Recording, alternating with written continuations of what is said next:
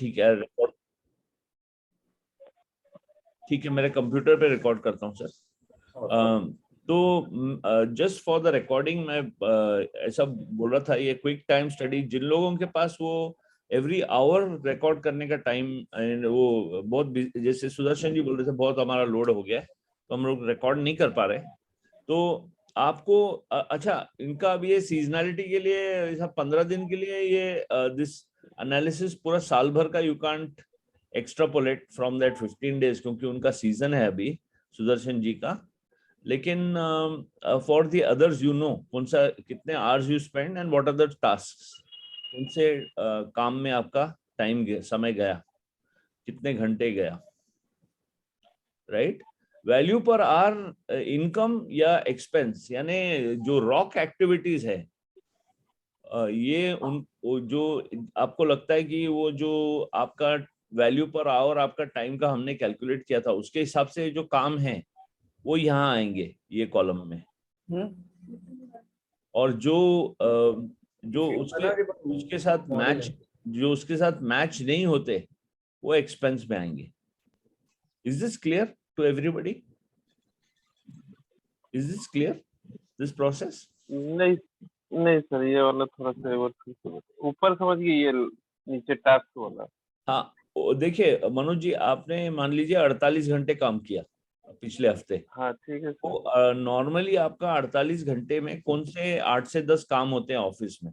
अगर मैंने आपको सवाल पूछा कि आप जब ऑफिस आते हो और शाम को जब जाते हो उसके वो टाइम के दरमियान कौन से एक्टिविटीज होते हैं आपके, तो आप क्या बोलोगे मुझे? हाँ, जैसे सेल्स का होगा, ऑपरेशन का होगा, फाइनेंस का भी होगा। हाँ, तो आप यहाँ पे लिखोगे सेल्स, यहाँ पे लिखोगे सेल्स, यहाँ पे लिखोगे ऑपरेशंस, यहाँ पे लिखोगे फाइनेंस, राइट। अपने डॉक्टर सुनीत साहब लिखेंगे सीइंग पेशेंट्स, राइट। उदाहरण बोल रहा हूं मैं सिर्फ। फिर ऑपरेशंस, एक्चुअल जो ऑपरेशंस कर रहे हैं वो, राइट। विनोद जी लिखेंगे कि factory review, correct Vinod ji? Yes sir. तो इस तरह से आप अपने जो टास्क हैं उसमें से मान लीजिए अभी मनोज जी आपको वापस पूछूंगा सेल्स पे कितने घंटे गए, और ये यहाँ पे मेरा टोटल था 48 घंटे। उस सेल्स के रिव्यू, सेल्स के डिस्कशन में 48 में से कितने घंटे गए होंगे? मान लीजिए 16 घंटा। 16 घंटे। ऑपरेशंस में कितने? 16 घंटा ऑपरेशन में समझ लो। ठीक है। और फाइनेंस में? 6 घंटा फाइनेंस में। अच्छा, फिर बाकी का टाइम? मान लीजिए,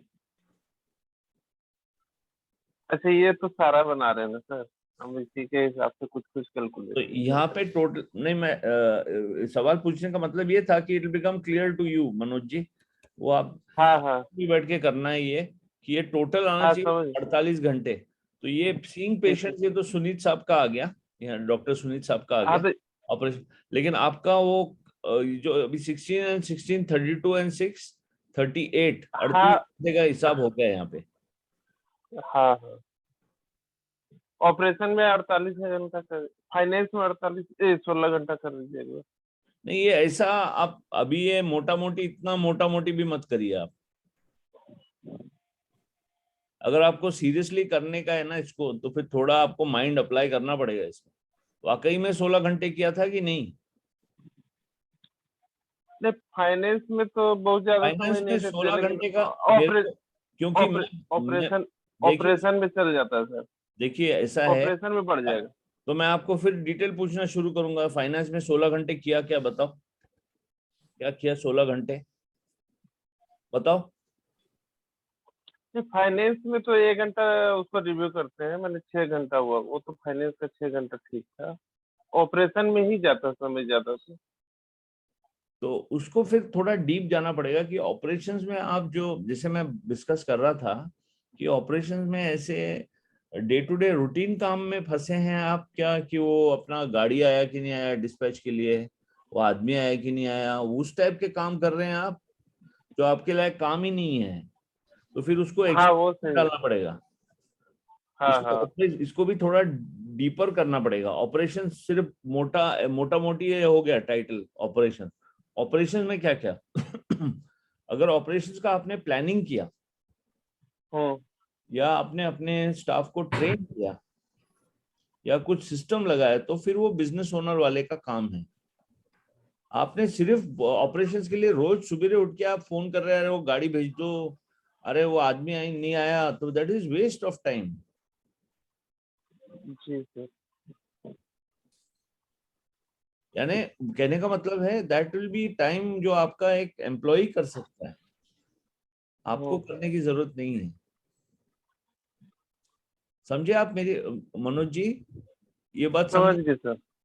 हाँ, तो अगर ये सेल्स में वाकई में इनकम जनरेटिंग है तो ये ठीक है। वैल्यू पर आवर कितना अपन ने कमाया, 16 घंटे, आपका वैल्यू पर आवर के हिसाब से अगर इतना कमाया, 16 इंटू मान लीजिए 50,000 या 20,000 आपका पर आवर ये है, 16 इंटू 20 आपने कमाया क्योंकि आपने सेल्स में फोकस किया, या आपके इतने हम्म डिस्पैचेस हो गए उसकी वजह से इतने इनवॉइस रेज हो गए, तो ये इनकम वाला काम है,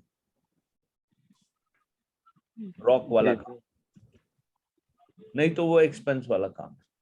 तो अब ये शॉर्टकट मेथड में थोड़ा आपको, इतना भी शॉर्टकट नहीं कि वो इतना एक सिर्फ ऐसा ऊपर लिख दिया कि सेल्स, लेकिन सेल्स में क्या, ऑपरेशंस यानी ऑपरेशंस में क्या, थोड़ा टास्क को ब्रेकअप करना पड़ेगा।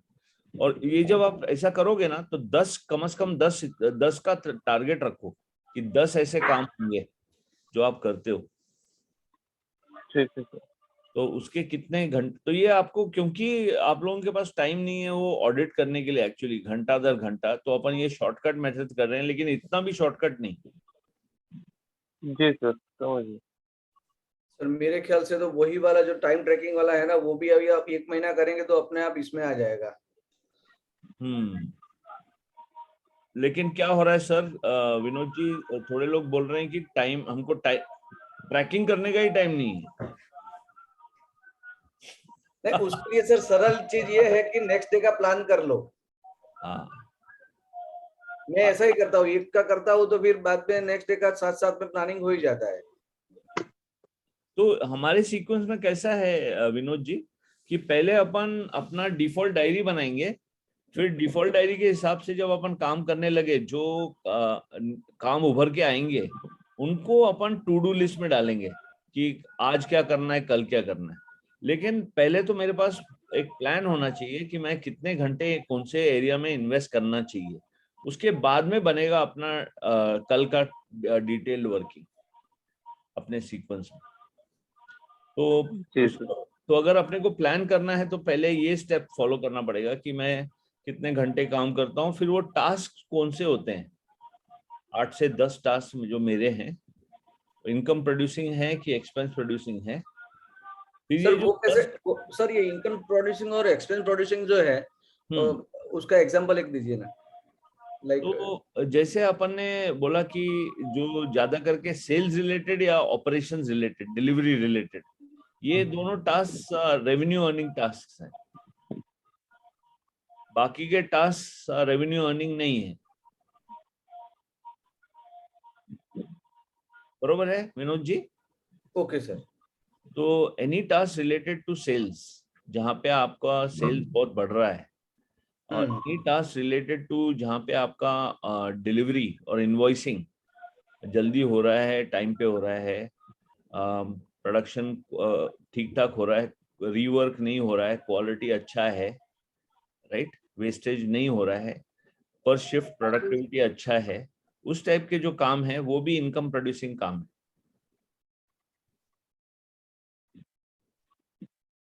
राइट।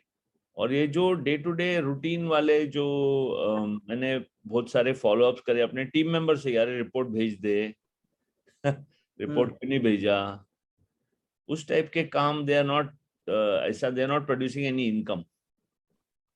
ओके, लेकिन आपका टाइम जा रहा तो है उसमें, तो इसलिए उसको एक्सपेंस में डालेंगे। ठीक है विनोद जी। रुपीज वैल्यू पर आवर, वो सर काउंट कैसे होगा ये पर आवर का? वैल्यू पर आवर मैं चैट विंडो में टाइप करता हूँ सर। ओके, मतलब अपना जो 2000 वाला था वही फॉर्मूला है, उसमें करना है। हाँ वही 2000 वाला फॉर्म। समझ गया। Sunit ji, Dr. Sunit ji, this session is for interaction with everybody and to understand challenges क्या है सबके। तो there's while we are discussing question answers, the people will be learning. So it will be interactive. Second session will be interactive always. Okay. So yes, first step, second step clear to everybody. Just give me a yes or a no, please. Yes sir. Everybody okay? Yes sir, सब लोग साथ में हैं? Yes sir. अच्छा, अपने जो colleague join नहीं करे आज, उनको आप समझा सकते हैं ये सब? Will you be able to explain? Vinod ji, अगर आपको किसी ने फोन किया, सुदर्शन जी आपको किसी ने फोन किया, तो आप समझा पाओगे ये? Yes sir, yes sir. ऐसा कुछ डिफिकल्ट नहीं है इसमें। फिर उसके बाद में आता है अपन स्किल फन मैट्रिक्स। ये जो 10 टास्क है आपके, ये जो अपन ने 10 टास्क लिखे, उनको इधर डालना है अपने को, स्किल और फन मैट्रिक्स। यानी स्किल मतलब जहाँ पे आपका एक्सपीरियंस और आपका तजुर्बा, आपके क्या बोलते हैं, जैसे डॉक्टर साहब का वो ट्रेनिंग है, आप लोग का बिजनेस में ट्रेनिंग है, कहाँ पे स्किल सबसे ज्यादा है आपका, और कहाँ आपको काम में मजा आता है। और जो काम इधर ये अपने इनकम प्रोड्यूसिंग वाले इसमें कॉलम में आए, तो स्किल फन और इनकम प्रोड्यूसिंग जो काम आए वो ये क्वाड्रेंट में आएंगे दोस्तों, राइट वाला। मेरा कर्सर दिख रहा है सबको? कर्सर दिख रहा है क्या जहाँ पे यस मेरा? Sir, yes sir, yes sir. हाँ। फिर जो काम जो लो स्किल लो फन टास्क हैं, जो यानी जिसमें कोई भी कर सकता है, जिसमें मजा भी नहीं आता है, रिपीटेड बोरिंग टास्क है, हर एक दिन के टास्क हैं, रिपीट होते हैं, वो ये इधर आ जाती है। ये जो लो स्किल लो फन टास्क, ये लेफ्ट मोस्ट क्वाड्रेंट में है। और बाकी के ये आप अपने जजमेंट करके आप इसमें भर दीजिए। 9 का क्वाड्रेंट्स का किसी ने सवाल पूछा था, 9 क्यों बनाए हैं? क्योंकि 4 में थोड़ा कंफ्यूजन होता है, सिर्फ 4 बनाए तो कंफ्यूजन होता है। तो हमने, क्योंकि क्या है, हाई स्किल हाई फन ऐसा इतना ही क्वाड्रेंट बनाया, तो फिर जो मिडिल पार्ट में है, जो मीडियम स्किल मीडियम फन वाले, उनके लिए जगह नहीं बचती। तो इसलिए अपन ने 9 का क्वाड्रेंट बनाया। वो मीडियम स्किल मीडियम फन वाले ये इधर बीच में आ जाते, राइट। तो आपका उद्देश्य क्या है कि जो आपका हाई स्किल, जहां पे आपको मजा आता है काम में, और जहां पे आपका स्किल भी ज्यादा है, आपका स्किल मतलब आपका एक्सपीरियंस, आपका नॉलेज ज्यादा है, वो काम, और जो वैल्यू पर आवर वाले काम हैं, उनको वो आपके 20% टास्क हैं जो आपको 80% रिजल्ट देते हैं। ये आपको याद होगा, मैंने परेटो प्रिंसिपल के बारे में बताया था आपको। 20% आपके एक्टिविटीज गिव यू 20% एक्टिविटी जो है, जो आपको 80% रिजल्ट देती है। वो अपन ये एनालिसिस क्यों कर रहे हैं कि अपने को कौन से 20% एक्टिविटी है जिससे 80% रिजल्ट्स मिल रहे हैं, जिसको अपन परेटोज लॉ बोलते हैं, राइट। इसको अपने उदाहरण में these are the rock activities. मैंने जी आपका दूसरा भी एक चालू है, उसमें माइक्रोफोन बंद कर दीजिए। विकास जी, आपका दूसरा डिबेट चालू है। किसका किसका चालू है विनोद जी? विकास जी का। अच्छा अच्छा, ओके, थैंक यू। हाँ, 20% activity which gives me 80% of my results based on Pareto's law. और जो रॉक एक्टिविटीज हैं related to sales and related to operations normally, वो आप इधर डालेंगे ये क्वाड्रेंट में, राइट मोस्ट क्वाड्रेंट में। और जो लो फन लो स्किल टास्क हैं वो इधर डालेंगे आप। वो आपको डेलीगेट करने हैं पहले, तो ताकि आपके 4 से 5 घंटे रिलीज हों। अगर आपके 4 से 5 घंटे रिलीज नहीं होते तो आप ऑन द बिजनेस काम ही नहीं कर पाओगे। वही चक्रव्यूह में फंसे रहोगे। और जब आपने ये एनालिसिस कर लिया तो फिर इसी को अपन डिफॉल्ट डायरी बोलते हैं कि ये जो 80% जो 20% टास्क से जो 80% रिजल्ट दे रहे हैं उनको अपन ये अपने मंडे टू, ये जो अपन ये डिफॉल्ट डायरी बना मंडे टू फ्राइडे अपन कितने घंटे कौन सी जगह पे देना चाहेंगे, वो वही टास्क लेके अपने को प्लान करने की 2 घंटे ये टास्क दूंगा, ये आपका डिफॉल्ट डायरी होना चाहिए। डिफॉल्ट डायरी बनने के पहले का स्टेप ये है कि अभी आपने जो 8 से 10 एक्टिविटीज यहाँ पे आ जाएंगे। Everybody with me please. ये टास्क कैटेगरीज अपन ने जो 8 से 10 कैटेगरीज अभी थोड़ी देर पहले अपन ने डिस्कस किया, उसमें कितने घंटे, अगर एक्चुअल टाइम लॉग है, हर एक घंटे का टाइम लॉग है तो बढ़िया है, हाँ, नहीं तो अपना जो अप्रोक्सीमेशन अपन ने ऊपर किया कि कितने घंटे कौन से टास्क में जाते हैं, फिर मेरा टारगेटेड टाइम क्या होना चाहिए, इसका कितना टाइम मैं देना चाहूंगा। और इसमें प्लीज ध्यान रखिए, मैंने आपको बताया था ट्रेनिंग के दौरान कि आपका इनिशियल टारगेट होना चाहिए, initial target 20% should be on the business, right. 60% जो है वो आपका होना चाहिए जो आपका डिमांड एक्टिविटीज है, यानी हाई अर्जेंसी, हाई इंपॉर्टेंस। फिर मैंने बोला था 10% होना चाहिए आपका जो अर्जेंट बट नॉट इम्पोर्टेंट, यानी डिल्यूजन वाले काम में, और 10% जो आपका डिस्ट्रैक्शन है, यानी ये सब टाइम में आपका जो व्हाट्सएप टाइम है, फेसबुक टाइम है, दोस्तों से बात करने का टाइम है, ऐसा आप प्लान करना चाहिए। तो एक बार आपने वो 10 एक्टिविटीज लिख दिए सिंसियरली, फिर उसके अगेंस्ट आपने प्लान कर दिया कि ये परसेंटेज होना चाहिए 20% मेरा टाइम मैं जो इम्पोर्टेंट एक्टिविटी है लेकिन नॉट अर्जेंट है, जैसे planning, setting systems, training my team, 20% time मैं इसमें इन्वेस्ट करूंगा ही करूंगा, राइट, शुरुआत के लिए। और जैसे आप ये इस पे इन्वेस्ट करना शुरू करेंगे टाइम, तो बाकी के जो क्वाड्रेंट्स हैं जो डिमांड वाले, अर्जेंट एंड इम्पोर्टेंट, वो कंट्रोल में आना शुरू हो जाएंगे। कहने का मतलब है अगर आप लकड़ी काट रहे हैं, अगर आप 20% टाइम उसको आपकी कुल्हाड़ी को धार दे रहे हो, ये 20% टाइम वो है, तो आप लकड़ी इजीली काट पाओगे, राइट। तो ये 20% इंपॉर्टेंट टास्क हैं जो 80% रिजल्ट देते हैं, उनका आप मैक्सिमम टाइम ये अपने डिफॉल्ट डायरी में डालना चाहते हो, वो आपका टारगेटेड टाइम है। उसका minimum usable chunk of time, यानी जैसे अपना सेशन चलता है, minimum usable chunk of time 2 घंटे तो होते हैं अपने नॉर्मली, तो 2 आवर्स अपने को अपने ये सेशन के लिए रखने पड़ते हैं। मान लीजिए आप सेल्स का रिव्यू लेते हो, सेल्स टीम अगर बड़ी है आपकी, तो 1 से 2 घंटा मिनिमम लगता होगा, तो आप वो 2 घंटे उसका टाइम दोगे, राइट। अगर वो आप स्पेसिफिक डेज पे करते हो, यानी सेल्स का रिव्यू मंडे को लेता हूं मैं, ऑपरेशंस का रिव्यू वेडनेसडे को लेता हूं, फाइनेंस का रिव्यू फ्राइडे को लेता हूं, तो अगर स्पेसिफिक टाइम मैंने प्लान किया है तो यहाँ पे यस लिखना है या नो, और इसी के बेसिस पे फिर बनता है अपना डिफॉल्ट डायरी। ये पूरे हफ्ते का होना चाहिए। मैंने देखा ग्रुप पे लोग 1-1, 2-2 दिन के डाल रहे थे। ये अपना प्लान बनना चाहिए वीकली चंक्स में। वीकली चंक्स में क्यों? क्योंकि एक आधे दिन अपना अगर कुछ इमरजेंसी आ गया, कुछ पर्सनल आ गया, जैसे मनोज जी का वो भतीजी का शादी का आ गया मान लो, तो then he can make up in the remaining days, और पूरा एक हफ्ते का वो वर्केबल टाइम लगता है ऐसा स्लॉट। तो एक हफ्ते का डिफॉल्ट डायरी हम लोग नॉर्मली रेकमेंड करते हैं, राइट।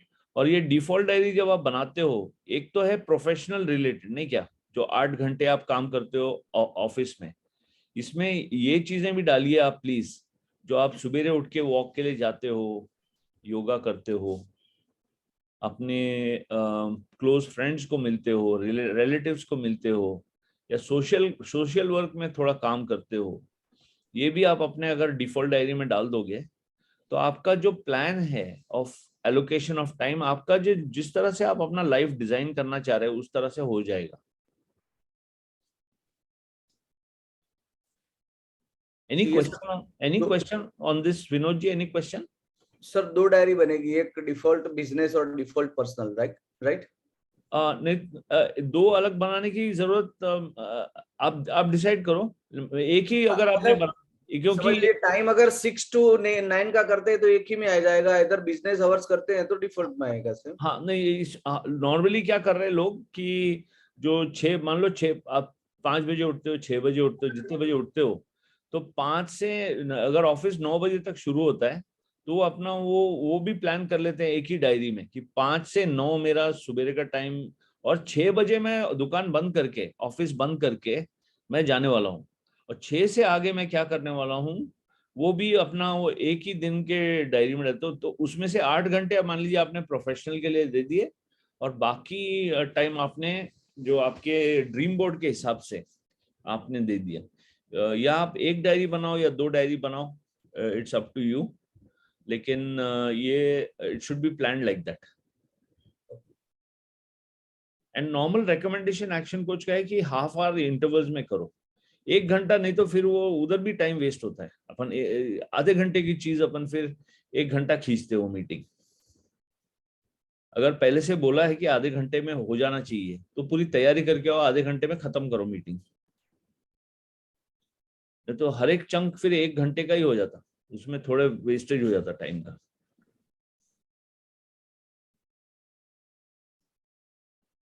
सो ये डिफॉल्ट डायरी जब बन जाती है ना विनोद जी, उसके बाद में मान लीजिए मैंने बनाया कि मेरे को 2 घंटे सेल्स के रिव्यू के लिए और 2 घंटे इसके लिए, लेकिन सेल्स के रिव्यू में जो टास्क आए कि कल इससे बात करना है, परसों उससे बात करना है, वो अपना टू डू लिस्ट में आ जाएगा शाम को, और वो टू डू लिस्ट अपने को नेक्स्ट डे रिव्यू करके उसके ऊपर एक्शन। टू डू लिस्ट जब बनता है तो उसमें आप लिखोगे कैटेगरी ए के टास्क कौन से जो कल होने ही होने हैं, कैटेगरी बी अगर ए से टाइम बच गया तो बी करेंगे, कैटेगरी सी फिर या तो किसी को डेलीगेट कर देंगे या उसको करने की जरूरत है कि नहीं वो सोचेंगे सीरियसली। तो वो आप जो बोल रहे थे ना डेली चेकलिस्ट, वो बहुत अच्छी हैबिट है, शाम को ही बननी चाहिए कल की चेकलिस्ट, तो फिर सुबह टाइम वेस्ट नहीं होता कि क्या करना है आज, या दूसरों के ऊपर डिपेंडेंट नहीं होता, क्योंकि अपने पास खुद का प्लान है तो अपन बोल सकते कि नहीं ये टाइम मेरा, मैं सेल्स रिव्यू कर रहा हूँ तो प्लीज आप बाद में फोन करिए, या मैं आपको वापस फोन करता हूँ, लंच टाइम में फोन करता हूँ या चाय के समय फोन करता हूँ। लेकिन अगर प्लान ही नहीं है तो फिर बहुत मुश्किल हो जाती टू रेजिस्ट दीज इंटरप्शंस और डिस्टर्बेंसेस जो होते रहते हैं। अगर खुद का प्लान नहीं है तो ये डिफॉल्ट डायरी को आप बोलेंगे कि आपका वीकली प्लान है, लेकिन इसका एनालिसिस अपन ने ये 3 स्टेप्स में किया।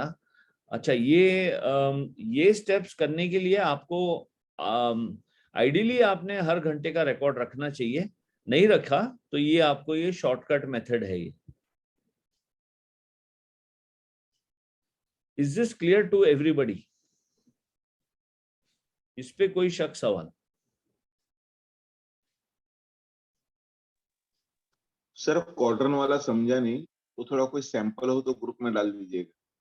कौन बोल रहा है? सॉरी, भास्कर चौधरी बोल रहे सर। हाँ, वो जो अभी तक क्या हम लोगों ने 4 ही क्वाड्रन बनाए। कौन से 4? नहीं, कभी भी जो क्वाड्रन बनाते हैं कोई भी चीज का तो 4 बनाते हैं। हाँ, ऐसा कुछ सैंपल है 9 का तो थोड़ा डाल देगा। अभी ये जो अपन ने टास्क डाले अच्छा ये सेल्स के, आप मेरे को बताओ ये मनोज जी, सेल्स के लिए कौन से टास्क लिए आपने? अभी इनका भास्कर जी का कर देते हैं। सर हाँ हाँ, सुदर्शन जी। हाँ सर, मेरा एक एग्जांपल लीजिए। चलिए, अब हाँ। मेरा यूनिफॉर्म का है ना, तो अपन किसको किधर डालेंगे बताइए।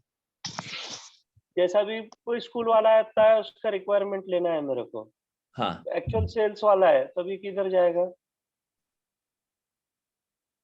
तो वो ये आपका अर्जेंट भी है, इम्पोर्टेंट भी है ना, स्कूल दोनों भी है सर, दोनों भी है, क्योंकि डिलीवरी तुरंत देना है उसको। हाँ, तो ये टास्क आपको खुद को करना पड़ता है या आपका टीम मेंबर कर सकता है? नहीं, मेरे को खुद को ही करना है सर। तो फिर ये इसमें आ जाएगा ना, high high skill high fun task में आपको सोचना पड़ेगा कि ये आगे जाके किसी को डेलीगेट करना है कि नहीं करना है, या आपके बच्चों को ये सिखाना है कि नहीं। लेकिन ये अभी ये के लिए ये 15 दिन में नहीं हो पाएगा सर। अभी अगर सिखाने जाएंगे तो सब डिस्टर्ब हो तो जाएगा। ये तो फिर आपका इधर आ जाएगा ना, क्योंकि आपने बोला 15 दिन में हम साल भर का रेवेन्यू कमाते हैं, तो ये हाँ। High skill high fun high value पर आर इधर आ जाएगा वो। तो आपका पूरा ओके। डिफॉल्ट कैलेंडर इसी में घुस जाएगा ना पूरा, ओके सर। 15 दिन के लिए। हाँ। लेकिन हर पूरा साल ऐसा नहीं होता ना आपका सुदर्शन जी। नहीं नहीं। तो आपके ये जो टास्क आपने जो बोले ये इधर राइट मोस्ट क्वाड्रेंट में आ जाएंगे। यानी एक बार रिक्वायरमेंट समझ के लिया तो उसको कोटेशन देना पड़ता है। हाँ। जब फाइनल हो जाता है तो हम ऑर्डर राइट कर लेते हैं उसका। अब हाँ। इसके बाद में मेरा काम नहीं रहता, जैसे सिर्फ मैं एक चिट्ठी बना के दे दूंगा, फिर डिस्पैच वाला संभाल लेगा उसको। हाँ तो उसके अकॉर्डिंग क्लास वाइज साइज देना है। उसके बाद में अगर माल शॉर्ट होगा तो वेंडर को परचेस करना है, ये फिर मेरे पास में आ जाएगा, ये किसके पास देना है। तो इसको डेलीगेट कर सकता हूँ मैं कि भाई ये वेंडर से आप बात कर लो, या इसको ग्रुप में ऑर्डर डाल दो। जो हमारे पर्सनल ग्रुप बने ना वेंडर और हमारे, हाँ तो उसके अंदर फिर अब राइट उसके बाद में डॉक्यूमेंटेशन है, वो तो डिलीवरी के बाद का पार्ट है, जो गवर्नमेंट नॉर्म्स में उनको डॉक्यूमेंटेशन लगते हैं। जी। और फिर बाद में जैसा लेन देन का जो व्यवहार है, अकाउंट फाइनलाइजेशन हो गया। हाँ भाई जैसा भी उसने अपने को टेंडर का 1 लाख रुपया दिया और उसका बिलिंग हो रहा है हमारे पास 80,000 का, तो 20,000 उसको रिफंड देना होता है। और अब इसमें रहा बीच में, जैसा भी बीच में आपको फ्लायर भेजना है, मार्केटिंग करना है, तो ये हाँ। वापस से ऊपर हाई स्किल हाई फन में आ जाएगा। जैसा भाई कुछ चेंज किया है इसमें स्ट्रेटेजी में तो। और रेट पब्लिश बोले तो फिर सेल्स में रहेगा शायद वो। हाँ जी जी जी। तो तो अभी रिकॉर्डिंग ऑर्डर ये हो गया, लो स्किल लो फन में हो गया, जैसा बोलने का बिल्कुल मतलब। बिल्कुल डिस्पैच बिल्कुल। डिटेल उसमें जाएगा, डॉक्यूमेंटेशन भी उसमें जाएगा और अकाउंट्स भी उसमें जाएगा। ये मैं नहीं भी करेगा तो काम हो जाएगा पीछे। अच्छा अभी ये भास्कर जी के लिए आप ऐसा मीडियम स्किल मीडियम फन वाले टास्क कौन से आपके? एक तो हो गया हाई स्किल हाई फन, एक हो गया लो स्किल लो फन। मीडियम स्किल वाले ऐसे कुछ है क्या, जहाँ मीडियम लेवल ऑफ स्किल लगता है, मीडियम लेवल ऑफ फन है, उस टाइप के टास्क है क्या आपके सुदर्शन जी? मेरे बताओ क्या? हाँ आपका ही अभी उदाहरण ले रहे ना। हाँ ठीक है ठीक है। तो इसके अंदर मीडियम स्किल वाला कैसा है सर? कोई कोई हमारे है ना कस्टमर ऐसा फिक्स आते हैं, तो जो हमारे आदमियों को भी जानते हैं, तो वो लोग उसको हैंडल कर पाते हैं जैसा। तो हम ठीक। जैसा उनको बोल देते कि राजू मामा से मिल लो, आपका 2 मिनट में काम हो जाएगा। फिर कई साइज एक्सचेंज है, जैसा कोई आता है साइज एक्सचेंज और अपन बैठे रहते मार्केटिंग केस में, तो डायरेक्ट आके अपने को बोलेगा सर मेरा जरा 2 पैंट बदल के दे देना ना इतना। तो हम लोग डेलीगेट करते हैं उसको कि भाई वो पर्सन को मिल लो तो काम हो जाएगा। अगर वहां पे कहीं पे है ना इश्यू हो जाता है, तब हमारे को एंटरटेन करना पड़ता है वहाँ। तो ये मीडियम स्किल मीडियम फन में हो जाएगा। Bhaskar ji are you clear now? Okay okay. Vinod ji आपने हाथ उठाया था। यस सर, इसमें I have heard about skill will matrix. तो ये स्किल फन मैट्रिक्स उससे कितना डिफरेंस है? मतलब फन वाले में क्या होता है सर? फन तो पैसा आता है ना, वो सब फन ही लगता है। पर कई बार ऐसा होता है कि मतलब फन को मैं व्हील की तौर पे देख रहा हूँ कि स्किल तो है लेकिन वो चीज मुझे अच्छी नहीं लगती, लेकिन पैसा आता है, तो उसको कहाँ डाले सर? हाँ तो ये मेरा काम है, मैं खुद पहले सेल्स करता था लेकिन अभी मुझे सेल्स करना अच्छा नहीं लगता, बट हाँ सेल्स करने से पैसा आता है, तो मैं उसको कहाँ पे रखूंगा? तो अभी ये स्किल फंड क्यों बनाया गया है? क्योंकि बिजनेस ओनर के पास चॉइस होता है कि कौन सा रोल वो लेगा। ओके। तो थोड़े लोग क्या होता है सर, अपन जब किसी का डिस्क प्रोफाइल करते हैं ना, डिस्क प्रोफाइल यानी बिहेवियरल प्रोफाइल करते हैं, कोई लोगों को मजा आता है दूसरे लोगों से मिलना, और थोड़े लोग होते हैं जो थोड़े शाय होते हैं, रिजर्व्ड होते हैं। अगर लेकिन क्योंकि उसको बिजनेस करना है, पैसे कमाना है, तो जो शाय आदमी है उसको भी कस्टमर को मिलना पड़ता है, उसको मजा नहीं आता है उसमें, लेकिन उसको जबरदस्ती करना पड़ता है। लेकिन अगर उसको उसका स्किल और फन उसको कहाँ पे आता है, उसको मान लीजिए R&D में मजा आता है, हाँ या उसको मैन्युफैक्चरिंग प्रोसेस में मजा आता है, या उसको क्वालिटी में मजा आता है। तो बिजनेस ओनर को हम लोग बोलते हैं पहले आप चुन, क्योंकि आप बिजनेस ओनर, आप चुन लो कौन सा high skill high fun task है आपके, और जहाँ पे कंपनी को भी बेनिफिट है वैल्यू पर आवर के हिसाब से। और शुरुआत में क्या करना पड़ता है, जो आपको टास्क पसंद भी नहीं है वो भी आपको करने पड़ते। जैसे आपने कहा कि वो मजा नहीं आता है लेकिन करना पड़ता है क्योंकि पैसा आ रहा है वहां से। तो एक टाइम ऐसा जैसे टीम डेवलप होती है और आप सिस्टम डेवलप करते हो, ऐसा हो जाना चाहिए कि business owner is doing task जहाँ पे उसको मजा आ रहा है। Business should be fun according to action coach, business should be fun, नहीं तो कुछ तो अपन गलत कर रहे हैं। और बहुत सारे लोगों को जब मैं ऐसा बोलता हूँ तो बोलते हैं कि मजाक कर रहे हैं सर आप, इतने पेमेंट के इश्यूज होते हैं, ये इश्यूज होते हैं, या बोलते हैं मुझे कि आप मेरा बिजनेस नहीं जानते सर, मेरे बिजनेस में ऐसा नहीं है। हाँ, तो जो स्किल फंड मैट्रिक्स इसलिए बनाया गया था कि जहाँ पे मान लीजिए मैं आपको ही पूछूं कि आपको कौन से एरिया में आपके बिजनेस में सबसे ज्यादा मजा आता है, और जहाँ पे आपका, तो आप क्या बोलेंगे मुझे? मैं बताऊंगा, समझ लीजिए एक एग्जांपल के तौर पे, जैसे R&D है या मैन्युफैक्चरिंग में कुछ ऐसे प्रोसेसेस है जिससे हमारा काम सरल होता है, जिसको बोलते हैं ना काइजन वाइजन करना, वो सब करना, मतलब प्रोडक्शन को एकदम इजी, मतलब बिल्कुल अनाड़ी से भी अच्छा काम करवाना, उसके जो सिस्टम्स बनाने हैं मैन्युफैक्चरिंग में। हाँ तो उसमें मुझे मजा आता है कि मैं किसी को, मतलब कोई कॉम्प्लिकेटेड बना रहा है तो मैं उसको कुछ ऐसे जिग फिक्सर बना के देता हूँ या ऐसे सिस्टम इम्प्लीमेंट करता हूँ जिससे कोई भी आदमी उसको परफेक्टली बना सकता है। जैसे लीन मैन्युफैक्चरिंग का समझ लीजिए आप, जी जी जी। वैसी चीजें है, तो उसमें भी मजा आती है। लेकिन अभी मेरा वो छूट ही गया है पूरा। मैं जहाँ पे ज्यादा टाइम निकलता था, अभी मुझे वो वीक में से 1 घंटा भी वहां पे मैं नहीं डाल रहा हूँ। तो उसको अभी पलटने के लिए ये एक्सरसाइज कर रहे हैं कि आपका जो सेल्स और मार्केटिंग का जो एरिया है, जो आप जिसमें आप थोड़ा फंस गए हैं मान लीजिए, क्योंकि आपको वहां पे मजा नहीं आता है लेकिन करना पड़ रहा है, उसको कैसे आप या तो आपके टीम मेंबर्स या आपके फैमिली मेंबर्स में जिसको ये सेल्स में मजा आता है, या हर एक आदमी का पर्सनैलिटी अलग होता है सब, तो वो पर्सनैलिटी के हिसाब से, इसलिए हम लोग क्या करते हैं बिजनेस ओनर्स का और उनकी टीम का डिस्क प्रोफाइल कराते हैं कि कौन से काम में आपको मजा आने वाला है। क्योंकि जिस काम में मजा आने वाला है अगर आपने उस पर कॉन्सेंट्रेट किया तो रिजल्ट्स भी उधर बढ़िया ही आते हैं। जहाँ जबरदस्ती का कर रहे हो आप, चाहे आपका एम्प्लॉय हो चाहे आप खुद हो, तो वो घसीटते हुए आप काम कर रहे हैं तो फिर उसमें रिजल्ट्स भी वैसे ही आने वाले। तो ये स्किल फन मैट्रिक्स का वो उद्देश्य था कि टू फाइंड आउट कि अगर मान लीजिए आपका ये स्किल और फन वो एरिया में है ऑपरेशंस में, और वहां पे वैल्यू पर आवर भी है, क्योंकि अगर प्रोडक्शन प्रोसेस स्मूथ हो गया, रीवर्क बिल्कुल कम हो गया क्योंकि आपने TQM इम्प्लीमेंट किया, लीन इम्प्लीमेंट किया, पोका योग इम्प्लीमेंट किया, तो उसकी वजह से जो प्रॉब्लम्स है वो कम होते जा रहे हैं और डिलीवरी और स्मूथ होते जा रहा है, और जो कस्टमर कंप्लेंट्स है वो कम होते जा रहे हैं, कस्टमर हैप्पीनेस बढ़ते जा रहा, तो उससे तो बिजनेस का बहुत फायदा होगा। तो तो आपने उधर ज्यादा ध्यान देना चाहिए, और जो ये जो टास्क हैं, या तो कोई फैमिली मेंबर या कोई सीनियर सेल्स पर्सन जिसको वो काम में मजा आता है। मान लीजिए जैसे मेरे जैसा आदमी जब कॉर्पोरेट में था, मेरा प्रोफाइल DI है, तो मेरा ज्यादा लोगों से मिलना और ये बिजनेस लेके आना फ्रॉम विदेश और डोमेस्टिक, वो मेरा उसमें मेरे को मजा आता था। पर मेरे को बोला ना ऐसा प्रोडक्शन प्रोसेस सेट करो, तो मैं बहुत बुरी तरह से फेल हो जाऊंगा सर। करना पड़ेगा अगर वो बिजनेस की जरूरत है, लेकिन मुझे मजा नहीं आएगा उसमें।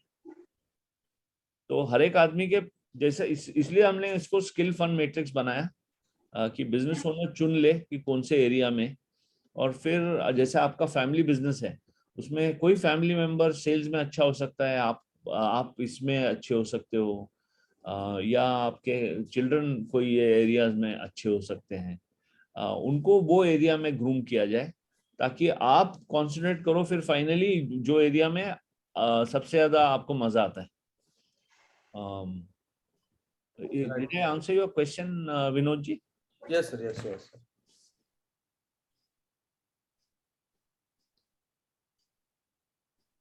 Any other questions queries? ये तो कर सकते हैं। ये जो अभी तक अपन ने ये एक छोटा सा डॉक्यूमेंट है, shortcut way to create a default diary. जो लोग बोल रहे थे in there what I feel like expressing कि मुझे टाइम ही नहीं मिला कि रिकॉर्ड करने को, ये बना सकते हो कि नहीं दोस्तों? मेरे को सबका यस चाहिए या नो चाहिए चैट विंडो में। मुझे ये हफ्ते सबके डिफॉल्ट डायरीज दिखने चाहिए, पूरे हफ्ते का डिफॉल्ट डायरी चाहिए मुझे। और एक और रिक्वेस्ट है आपसे कि जो आपके इंपॉर्टेंट टीम मेंबर्स हैं ना, उनके भी डिफॉल्ट डायरी ऐसे ही बनवाओ। जो आपके टीम, अगर आपके पास टीम है, टीम मेंबर्स का भी डिफॉल्ट डायरी बनाओ। सेल्स वाले का भी डिफॉल्ट डायरी, आपको सैंपल भेजा है मैंने सेल्स वाले का डिफॉल्ट डायरी कैसा होना चाहिए। सर सेल्स का डिफॉल्ट डायरी का सैंपल भेजा कि नहीं भेजा मैंने आपको? चेक करेंगे सर। शायद नहीं मिला है सर, क्या बोले? हमको लग रहा नहीं आया है सर। अच्छा, आपको दिखा देता हूँ पहले, फिर हाँ ये दिखा दीजिए शेयर सर। भी कर देता हूँ। हाँ एक सेकेंड ना।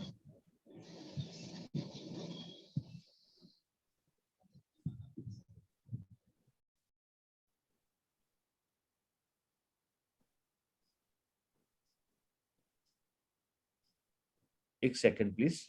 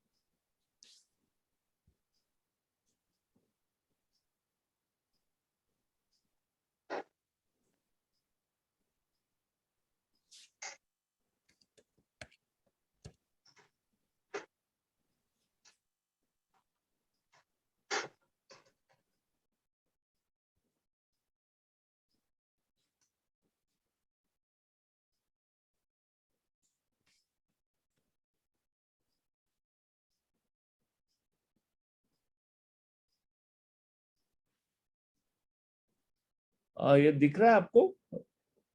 ये शेयर किया हुआ है सर। इसका प्रोस्पेक्ट कॉल, हाँ शायद शेयर किया था आपने, ये देखा था मैंने। ये मैंने व्हाट्सएप पे शेयर किया था, शायद वापस से भेज दूंगा अगर आप चाहें तो। लेकिन इसमें क्या क्या किया गया है कि बेस्ड ऑन उसका क्या एक्सपेक्टेशन है वो बिजनेस डेवलपमेंट मैनेजर से, उसको एक आदर्श डायरी बना के दी गई है कि तुम ईमेल कब चेक करोगे। ये जो डायग लिखा है ना सब, इसमें कंफ्यूजन नहीं चाहिए मुझे। ये हमारा एक्शन कोच का ये जो हम लोग 1-to-1 मीटिंग करते हैं ना, डायग्नोसिस बोलते हैं इसको हम लोग। कि जो मान लीजिए आप जैसा बिजनेस ओनर को मैं मिल रहा हूं, तो आपको पहले क्वेश्चनर भराता हूँ, वो जो आपने 100 क्वेश्चन भरे थे। 100 क्वेश्चन भरने के बाद फिर डिस्कशन होता है कि आपका मेन प्रॉब्लम कहाँ पे है। तो ये इस टाइप के जो फाइनल वाले मीटिंग्स हैं, फाइनल मीटिंग्स जो सीरियस मीटिंग्स है, जहाँ पे बिजनेस ओनर ने यानी क्वालिफाइड बोलते हैं उसको। क्वालिफाइड सबको समझता है, क्वालिफाइड यानी उसके पास बजट है, अथॉरिटी है, नीड है, टाइम फ्रेम है, वैसे मीटिंग्स, उसको हम लोग डायक बोलते हैं। तो उसको बीडीएम को क्या बोला है कि उसके जो डिफॉल्ट डायरी में एक, ये देखिए आप ग्रीन काउंट करिए कितने हैं यहाँ पे, उसको बोला गया है ये टोटली इसमें 1 2 3 4 5 6 7 8 9 10, उसको 10 मीटिंग्स पर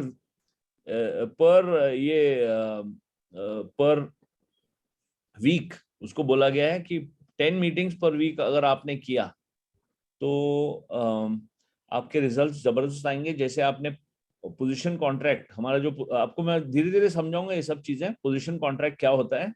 वो पोजीशन कॉन्ट्रैक्ट में आप खरे उतरोगे अगर आपने इस तरह से काम किया तो क्या करना है आपको, 10 मीटिंग सेट करना है। 10 मीटिंग सेट करने के लिए आपको प्रोस्पेक्टिंग भी करना पड़ेगा, यानी नए नए लोग ढूंढने पड़ेंगे, राइट विनोद जी? तो ये येलो पोर्शन जो है, आप 10 बजे से 12 बजे तक प्रोस्पेक्टिंग कॉल्स करोगे, फिर आप लंच ब्रेक लोगे, फिर लंच के बाद 1 बजे से 3 बजे तक। और कभी कभी ये जो डायरी है वो कस्टमर्स के बेसिस पे, कभी वो कस्टमर कंफर्टेबल रहता है जिसको अपन अप्रोच कर रहे हैं कौन से टाइम पे, तो मान लीजिए मैं रेकमेंड करता हूँ मेरी टीम को कि मंडे को बिजनेस ओनर्स को डिस्टर्ब मत करो, क्योंकि वो वीकेंड के बाद आते हैं और मंडे को बहुत सारे काम रहते हैं उनके, राइट। तो वो भी डिफॉल्ट डायरी में आ जाएगा। फिर ये जो ब्लू में है ये फॉलो अप कॉल्स है उसके, जो जिन लोगों ने बोला था कि हम डिसीजन देंगे वगैरह जो भी है वो follow up calls. Confirmation call उसका कल के मीटिंग्स के लिए, कल का मीटिंग्स जो है उनके कंफर्म कर रहा है। फिर वो टू डू लिस्ट बना रहा है अपना नेक्स्ट डे का एक्टिविटीज का, और जो सीआरएम सॉफ्टवेयर है उसको अपडेट कर रहा है। इस तरह से उसका ये ट्यूसडे को उसका सेल्स मीटिंग है, फिर फॉलो अप कॉल्स, फिर उसके बाद वो फिजिकल जो मीटिंग्स हैं डायग मीटिंग्स, उसके बाद में ट्रैवलिंग के लिए टाइम, फिर लंच। इस तरह से बना है उसका डिफॉल्ट डायरी। सर डीएग यानी फिजिकल मीटिंग यानी क्या, एग्जांपल? सर ये जैसे मान लीजिए आपके साइट पे एक आदमी आके गया, राइट, हाँ। पहले बार, और लेकिन पहले बार में वो कोई ऐसा फ्लैट खरीदता नहीं क्योंकि गाजर मूली तो है नहीं। तो वो जो सेकंड मीटिंग में जब वो पूरी फैमिली के साथ लेके आता है, राइट, एक बार देखा उसने सैंपल फ्लैट देख के गया वो आपके प्रोजेक्ट में और खुश हो गया, वो उसके साथ टाइम सेट हुआ कि मैं अपनी फैमिली के साथ आता हूँ, और वो फैमिली के साथ जब आता है वो एक मीटिंग को अपन डायग मीटिंग बोलेंगे, समझे सर? ओके। और वो मीटिंग के पहले आपने उससे चेक किया कि उसकी ताकत है क्या वो फ्लैट खरीदने की, यानी आपने उसको सवाल पूछा कि आपका टेक होम, अगर वो सैलरीड है तो आपका टेक होम सैलरी कितना है, आपको आप पूछेंगे या बैंक वाला पूछेगा, और उसमें से कितने ईएमआई आप पहले से दे रहे हो, तो यानी आप ये खरीद भी सकते हो कि नहीं तो वेस्ट ऑफ टाइम है।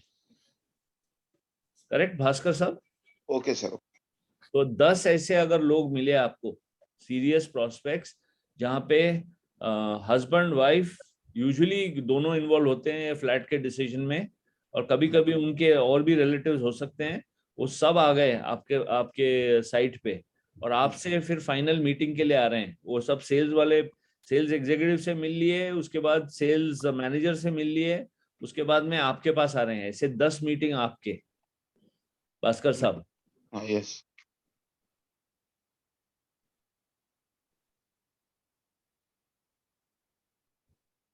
ये हमने सिर्फ डायग करके हमारा टर्मिनोलॉजी है वो, लेकिन बेसिकली ये जो सीरियस मीटिंग्स होते हैं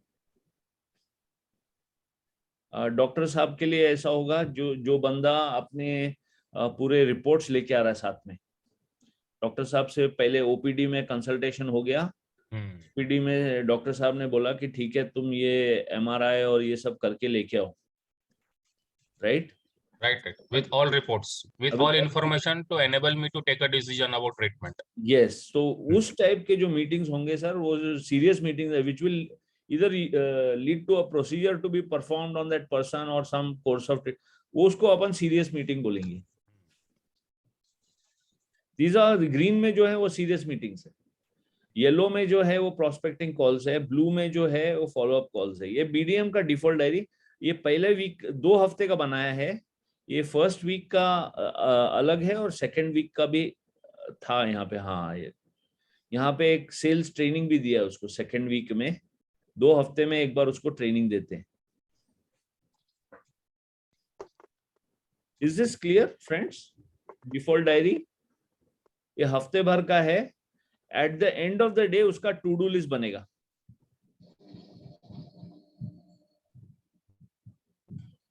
ये हम लोग के बिजनेस में कैसे होगा सर? आप बताइए कैसे आप अप्लाई करेंगे? अभी अपन ने एनालिसिस किया 20% आपका जो स्किल फंड मैट्रिक्स, कौन मनोज गोयल जी आप पूछ रहे हैं सवाल? हाँ सर, हाँ सर। अभी अपन ने वो पूरा, अब मेरे को ऐसा लग रहा है कि अपन रामायण के बाद अपन सीता और राम कौन है वो ऐसा सवाल पूछ रहे हैं। सॉरी, माफ कीजिएगा। अभी अपन ने स्किल फंड मैट्रिक्स में अपन ने देखा कि 20% एक्टिविटीज कौन से हैं जो आपको या तो सेल्स में या ऑपरेशन में, मनोज जी, आपको कॉन्सेंट्रेट करना है। तो आपका ये डायग के जगह आपका आएगा या तो सेल्स में या ऑपरेशंस वाले एरिया में रहेगा ये, लेकिन ये प्लान रहेगा, अनप्लान नहीं रहेगा ये। ठीक है सर।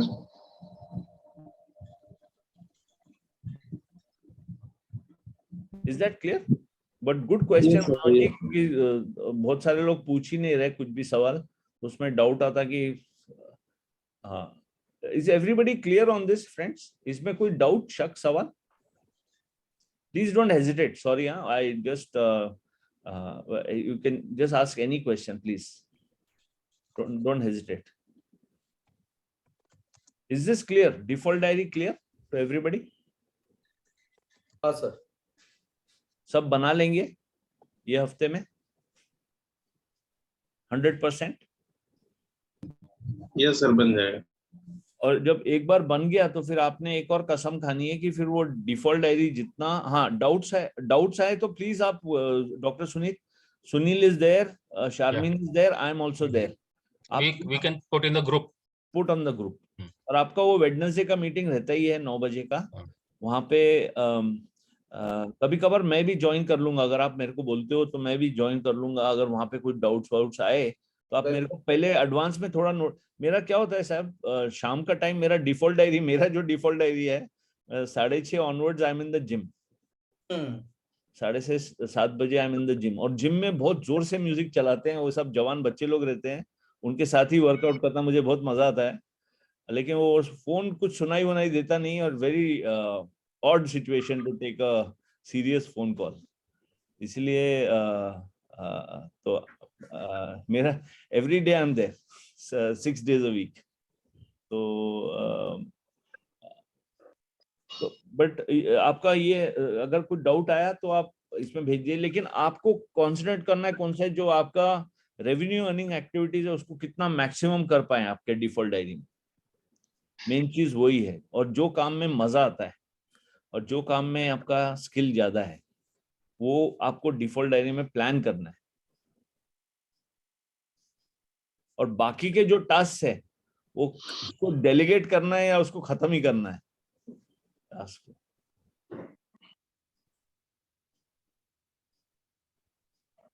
यस जयेश जी। सर एक तरह की, जैसे हमने टाइम ऑडिट तो कर लिया वीकली की, हाँ तो हमको जो ऑडिट कर रहे हैं, आपने जो बताया था कि जो ऑडिट नहीं कर पा रहे उनके लिए, ये जो ऑडिट कर रहे हैं वीकली हमारा पर आवर का है, उसी में से हम 8-10 टास्क लेंगे जो मेजरली हमारा टाइम कंज्यूम करते हैं, उसी को टाइम फन मैट्रिक्स में डालना है और उसी से फिर पूरी डिफॉल्ट डायरी बनानी है। बिल्कुल बिल्कुल, और आपका बहुत ज्यादा एक्यूरेट आएगा, क्योंकि अभी जैसे अपन ट्राई कर रहे थे मनोज जी के साथ, उनको जब पूछा मैंने तो सेल्स बोले 16 घंटे, ऑपरेशन 16 घंटे, फिर फाइनेंस 6 घंटे, फिर सब अंदाजे वो चल रहा। फिर नहीं क्या, it will not be precise, आपका बहुत प्रिसाइज हो जाएगा।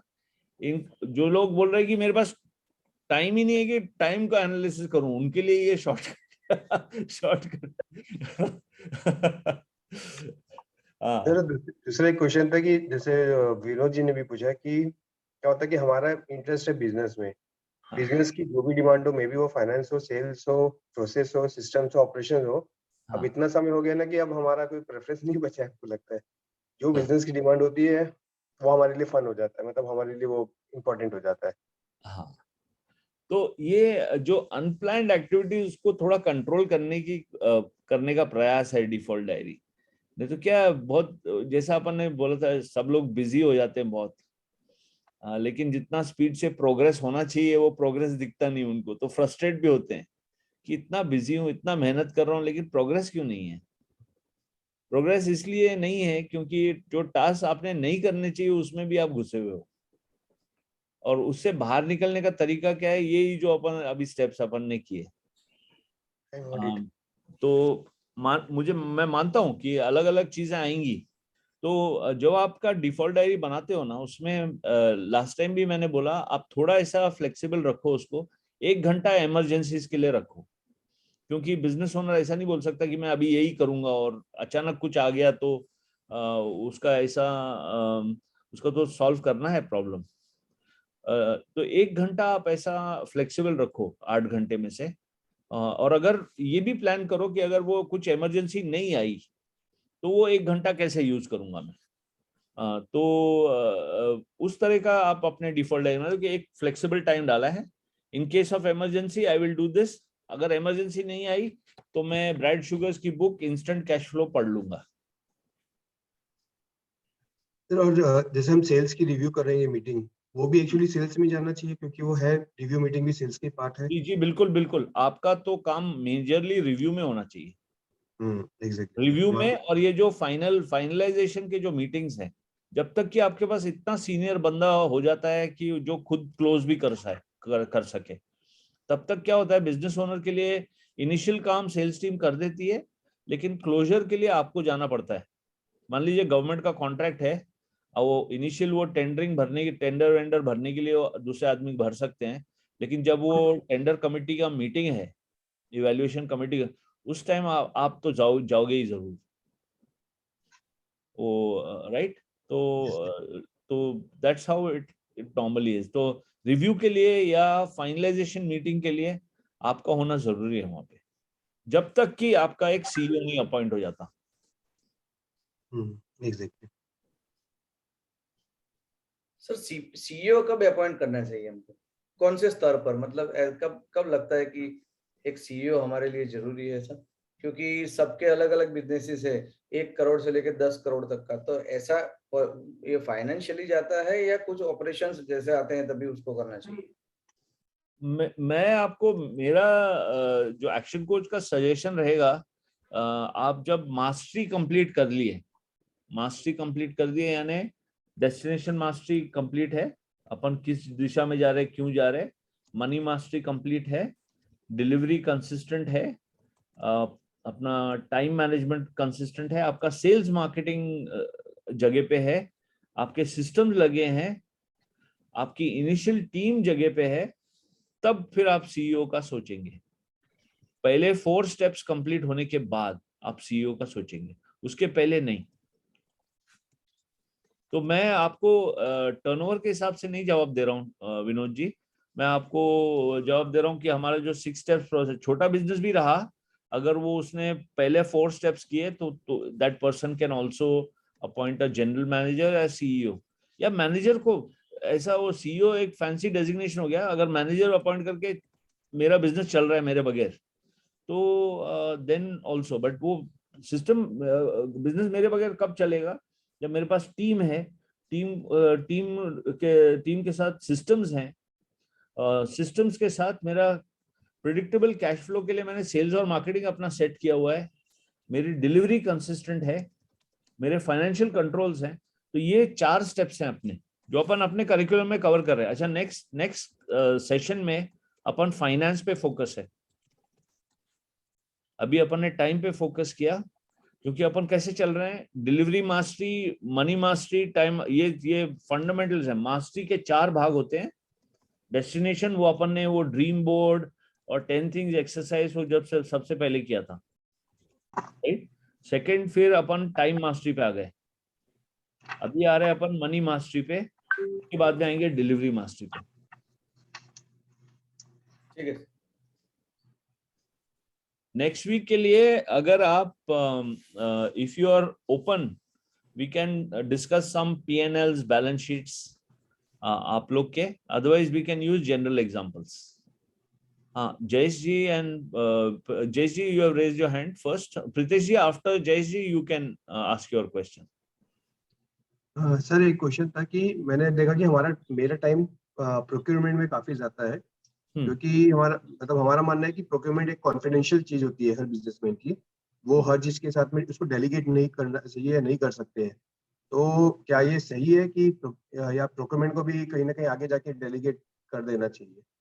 आप बड़े कंपनीज का उदाहरण देखो, सबके पास सेपरेट परचेज डिपार्टमेंट होता है, उसमें बिजनेस ओनर थोड़े टाइम के बाद, थॉमैक्स जैसी कंपनी में, I don't think what you say what's her name, Mehar Padam ji, I don't think she is in day to day transactions. उधर एक प्रोफेशनल बिठा के रखा है, वाइस प्रेसिडेंट परचेस।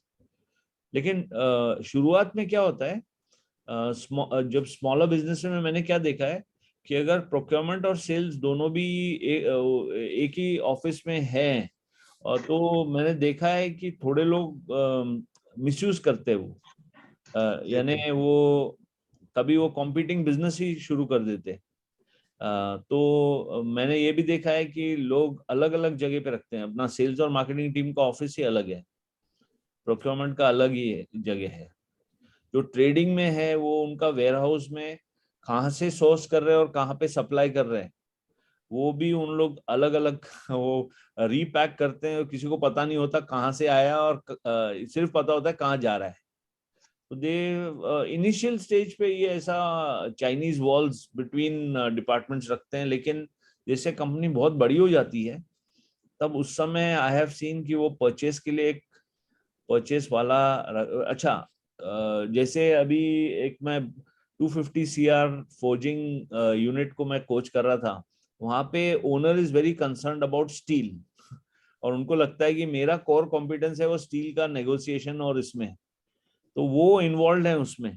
तो उन्होंने अपने डिफॉल्ट डायरी में उसके लिए टाइम रखा है, परचेस उन्होंने अपने ताबे में रखा है जानबूझ के। तो ऐसा एक सही आंसर नहीं है इसका, अनफॉर्चुनेटली। तो वो आपको based on your business, based on, लेकिन जनरली आप ऐसे ही देखोगे L&T में वो जो अपने चेयरमैन साहब हर एक परचेस डिसीजन में नहीं होते। रिलायंस में भी हर एक डिसीजन में Mukesh ji I am sure is not there.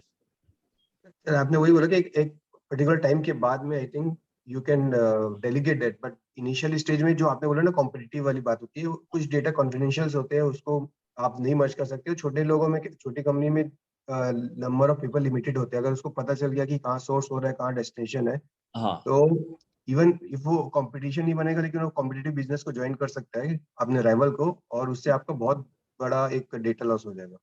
हाँ, उसमें एक और सब्जेक्ट ये होता है कि आपके अग्रीमेंट्स अच्छे टाइट होने चाहिए, और एक आधे आदमी का उदाहरण भी बनाना पड़ता है। अनफॉर्चुनेट ट्रूथ ऐसा है कि अगर वो आपने ऐसा नहीं किया तो मुझे मेरे कॉर्पोरेट करियर में एक ऐसा उदाहरण दिखा था जहाँ हर्ष गोयनका साहब ने, RPG ग्रुप के जो चेयरमैन हैं, उन्होंने बोला जितने पैसे लगे वो प्रॉब्लम नहीं है, लेकिन ये आदमी को प्रोसिक्यूट करो। तो उनका पूरा लीगल टीम, पूरा जो RPG ग्रुप का जोर पूरा गया था उस पर। हमारे CEO ही थे जिन्होंने थोड़ा गलत किया था, तो उनसे फिर फाइन लिया गया, उनसे लेटर ऑफ अपॉलजी ली गई, और उसका आर्बिट्रेशन में, ये सब मुझे क्यों मालूम है क्योंकि मैं वो बीच में फंसा हुआ था मैं विटनेस था उसमें। तो ये लंदन में आर्बिट्रेशन हुआ था, तो उनसे लिया था 500,000 pounds, $1 million a year commitment of business और लेटर ऑफ अपॉलजी। तो इससे क्या हुआ, आगे जो आदमी आएगा ना वो सीट पे, वो 1000 बार सोचेगा कि पंगा नहीं लेना है यहाँ पे, नहीं तो क्या है, अग्रीमेंट ही नहीं है और आपने ये ऐसा नहीं किया, तो फिर ये आपका कंपनी ट्रेनिंग कंपनी बन जाएगा दूसरे लोगों के लिए, और फिर आप खुद फ्रस्ट्रेट हो जाओगे कि ये मेरे को यहाँ पे आके सीख के फिर आप ज्यादा से ज्यादा कंट्रोल अपने पे सब लेना करोगे, तो फिर बिजनेस उतना ग्रो नहीं होगा जितना हो सकता है, क्योंकि बॉटलनेक आप बन गए हो।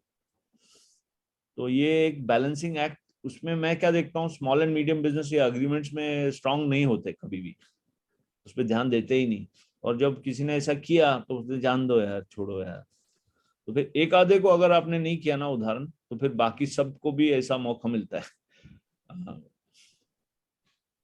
Pritesh ji, thank you sir. Welcome. Sir ये वीक में अगर डिफॉल्ट डायरी हमको बनानी है, हाँ, मेरे डिफॉल्ट डायरी में सेल्स रिव्यू मीटिंग में एवरी डे करना चाहता हूँ 6 PM पे, तो वो उधर लिखा जाएगा राइट कि 6 PM 6 to 7 I have to make sales review meeting. हाँ, मैं आपको एक सजेशन दूंगा सिर्फ प्रीतेश जी, कि ये डेली रिव्यू मीटिंग सिर्फ एक छोटा सा अपडेट देके चले गए टीम, तो अब कितनी बड़ी टीम है आपकी सेल्स की? सर 4 लोगों की टीम है। हाँ, अच्छा, तो मैं क्या किस चीज में विषय, मैं भी randomly I call Sunil and I call Sharmeen for a discussion with me. जब मेरे उनको मालूम है कि अगर मेरे को मीटिंग्स नहीं रखा इन लोग ने तो इनका रिव्यू होएगा। ये उनके ऊपर प्रेशर भी है। दूसरी बात कि ये लोग डेली रिपोर्ट भरते हैं शाम को, दोनों भी। इन दोनों का रूल ऐसा है कि अगर भरा नहीं तो उनका उस दिन का सैलरी नहीं मिलेगा। मैं फॉलो अप नहीं करता सुनील से या शारमीन से कि रिपोर्ट भेजो, क्योंकि वो काम उनका है। सिर्फ रिव्यू कब होता है? मंडे मॉर्निंग को हमारा रिव्यू होता है, टीम मीटिंग होता है 9:45 को। तो उससे क्या मेरा टाइम बचता है, नहीं तो रोज मैं रिव्यू लेते बैठूं, it becomes a little bit of a, लेकिन it varies business to business. आपके बिजनेस में ऐसा होगा कि आपको रोज रिव्यू करना पड़ रहा है, लेकिन मैं हफ्ते में एक बार रिव्यू करता हूँ। सर रिव्यू इन सेंट मतलब कितने क्लाइंट को मिले, क्या किया, वो नहीं। ऑब्जेक्शन हैंडलिंग, कुछ प्रॉब्लम आई आपको, आपको उसको कैसे हैंडल करना है, और या नए कस्टमर को कैसे टैकल करना है, कल क्या करोगे, ये डेली तो शाम को हम डिस्कस कर लेते हैं कि आज क्या हुआ, उसमें क्या प्रॉब्लम आई, उसको कैसे ओवरकम कर रहे हो आप, और कल आप क्या कर सकते हो, किधर जाओगे, क्या नए कस्टमर का किस हिसाब से हैंडल करना है, ये। ठीक है, if it is effective for you, you do it like that. नहीं सर तो अभी हाँ इनिशियल स्टेज में सर हमारे पास है ना, अभी कोई है नहीं जो सेल्स के बंदों को डेली मोटिवेट करे और उनसे मतलब काम अच्छे से करवा के ले। तो ये काम मेरे हाथ में ही लिया, और परचेस का काम, दो चीज मेरे हाथ में है सर। परचेस भी पूरा मैं ही देखता हूँ अभी खाली। जी जी, मेरे पास परचेस का कोई अलग से डिपार्टमेंट नहीं है। ठीक है जी, ठीक है जी। तो इससे अगर आपको आरओआई मिल रहा है ना आपके टाइम का इससे, और आपको मजा भी आ रहा है इसमें, तो कोई प्लीज कंटिन्यू, है ना। लेकिन अगर आरओआई ठीक नहीं लग रहा है इसमें कि आपका 2-2 घंटे का रिव्यू हो रहा है 6 बजे से 8 बजे रोज, यस सर। और उसमें क्या है आप बॉम्बे में हैं, और वो फिर वो जो अपने घर तक जब पहुंचता है तो 10-11 बजे पहुंचता है वो, फिर उसके बाद में क्या होगा कि उसका प्रोडक्टिविटी नेक्स्ट डे ऑटोमेटिकली कम होगा। तो इसीलिए मैं बोल रहा हूँ कि आप सोच लो कि किस तरह से आपको करना है ये, अगर ये ऐसे चल रहा है, अच्छा चल रहा है, तो I don't want to disturb anything, because मेरे को इतना डिटेल मालूम नहीं है। मैं हमारा कैसा रहता है कि ट्रेनिंग के लिए you keep a separate time slot, नहीं क्या? जब आपको ट्रेनिंग देना है, क्या बोलने का है, कैसे बोलने का है, कैसे फॉलो अप करने का, उसका ट्रेनिंग का आप रखो। लेकिन उनका जो केपीआई सेट किया है, डेली केपीआई, अपन ने अभी डिफॉल्ट डायरी में क्या देखा, कितने तेरे को मीटिंग्स करने हैं हफ्ते में, वो ग्रीन मीटिंग्स 10 मीटिंग बोला था। 10 मीटिंग हुए कि नहीं हुए वो मंडे को रिव्यू होगा। अगर नहीं हुए तो इन लोग सबका, सुनील कॉल पे है, उसको मैं उसके सामने बोल रहा हूँ, उसका वेरिएबल पे चेंज होता है। अगर उसने 10 मीटिंग नहीं किया तो उसका वेरिएबल, उसको वो ही कैलकुलेट करके मुझे उसका सैलरी बोलता है कितना होगा, क्योंकि एक फिक्स पोर्शन है, एक वेरिएबल पोर्शन बेस्ड ऑन उसने वो जो डिफॉल्ट डायरी के हिसाब से एक्टिविटी सेट किया कि नहीं किया और तीसरा होता है कि इंसेंटिव, कितने क्लोजर्स लेके आया वो।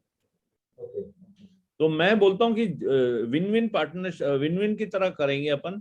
You are here to earn money, you earn money, but make sure you are doing these activities. वो डिफॉल्ट डायरी के हिसाब से इतने 5 मीटिंग होने चाहिए चतुर्वेदी के। अगर 5 मीटिंग हुए, मुझे मालूम है कि वो फिर उसका सुनील का आरओआई, रिटर्न ऑन इन्वेस्टमेंट, उसके सैलरी वैली का उससे कहीं ज्यादा निकल गया, राइट। और उसका मैं I don't want to have 1 hour meetings every day with my sales team, no chance. एक तो दो सेल्स टीम में वेरिएबल क्या रख सकते हैं हम सर? वेरिएबल वही रखेंगे जो डिफॉल्ट डायरी में है। 10 मीटिंग किया कि नहीं किया, आपके केस में उसने 10 वो अपने डीलर्स को मिला कि नहीं मिला आज, यानी 5 दिन का उसका होगा, 50 मीटिंग हुए कि नहीं हुए। और अगर 50 मीटिंग के लिए लोग क्या कर रहे हैं मालूम क्या आजकल, प्रीतेश जी, वो बोल रहे कि तुम जा रहे हैं ना वो डीलर के पास, तो एक सेल्फी लेके व्हाट्सएप को मेरे को ऐसा गोली मत दो। तो those people who don't, who have इतना ट्रस्ट नहीं करते अपने सेल्स टीम को, वो बोलते हैं कि तू जा वहां पे और वो दुकान के सामने ना ऐसा एक सेल्फी लेके व्हाट्सएप कर विद टाइम स्टैम्प, और मेरे को ऐसे 10 फोटो आने चाहिए तेरे रोज लेकिन इसमें भी है ना, तोड़ निकाल लेते सर। ये सेल्स बंदे लोग को हमने टारगेट दिया कि आपको 15 कस्टमर को डेली विजिट करनी है, हम्म, तो सर जस्ट नाम के लिए विजिट कर लेते जाते हैं। मेरे पास सर फील्ड सेंस ऐप है, उनको जीपीएस से हम लोकेट करते एवरी टाइम जब तक वो हाँ, फील्ड पे है।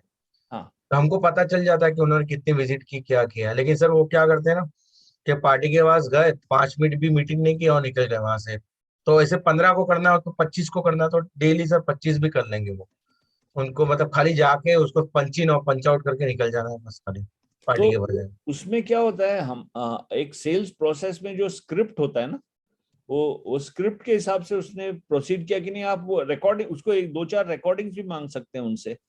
ओके, जो यस जो सर। तूने बोला ना उसके साथ, जो मैंने तेरे को सिखाया है अभी, नहीं तो आपको पता नहीं है कि वो जो आप ट्रेन कर रहे हैं उनको कि किस तरह से व्यवहार करना है, उस तरह से वो एक्चुअली कर रहे हैं कि नहीं कर रहे, आपको ये होगा ही नहीं। Right sir. दो चार जगह if they put the phone on recording mode,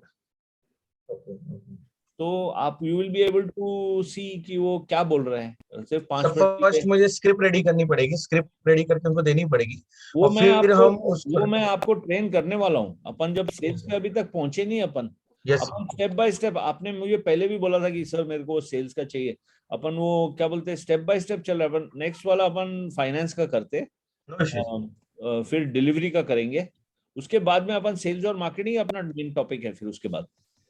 ठीक, ओके। तो वहां पे वो स्क्रिप्टिंग कैसे करना, सेल्स प्रोसेस कैसे बनाना, रिलेशनशिप कैसे बनाना, रिपीट बिजनेस कैसे लेके आना, वो सब जो आपके लिए और अपने एक एक दो और लोग हैं जिनका ऐसा एफएमसीजी टाइप बिजनेस है, राइट। आपका थिनर्स और पेंट्स का बिजनेस है, फिर वो जिनका एफएमसीजी का बिजनेस है उनका भी वो, और उनको लीड जनरेशन में, आपको भी लीड जनरेशन में इंटरेस्ट नहीं है, आपको रिपीट बिजनेस कैसे लेके आना वो उसमें ज्यादा इंटरेस्ट है। Right sir. Sure, will be discussing all this. इसका स्क्रिप्ट बना के सेल्स प्रोसेस बनाएंगे सबके लिए, और वो सेल्स प्रोसेस बन गया तो वो सेल्स प्रोसेस के हिसाब से उसने बात किया कि नहीं किया, वो अगर आपने वो कंट्रोल कर लिया तो आपका वो कन्वर्जन रेट और जो क्रॉस सेलिंग अप सेलिंग जो होना चाहिए, जो कभी कभी होता नहीं है, जो इसका अपन ने उदाहरण मैकडॉनल्ड्स का लिया था कि मैकडॉनल्ड्स का जैसे अपन पहुंचते, यहाँ पे एक छोटा सा उदाहरण, मेरे इधर ये लोकल भवानी स्टोर है हमारा जहाँ पे हम लोग फोन करके घर में कुछ भी लगा, दूध ये दही कुछ भी, उसके लिए रैंडमली उसको फोन करते।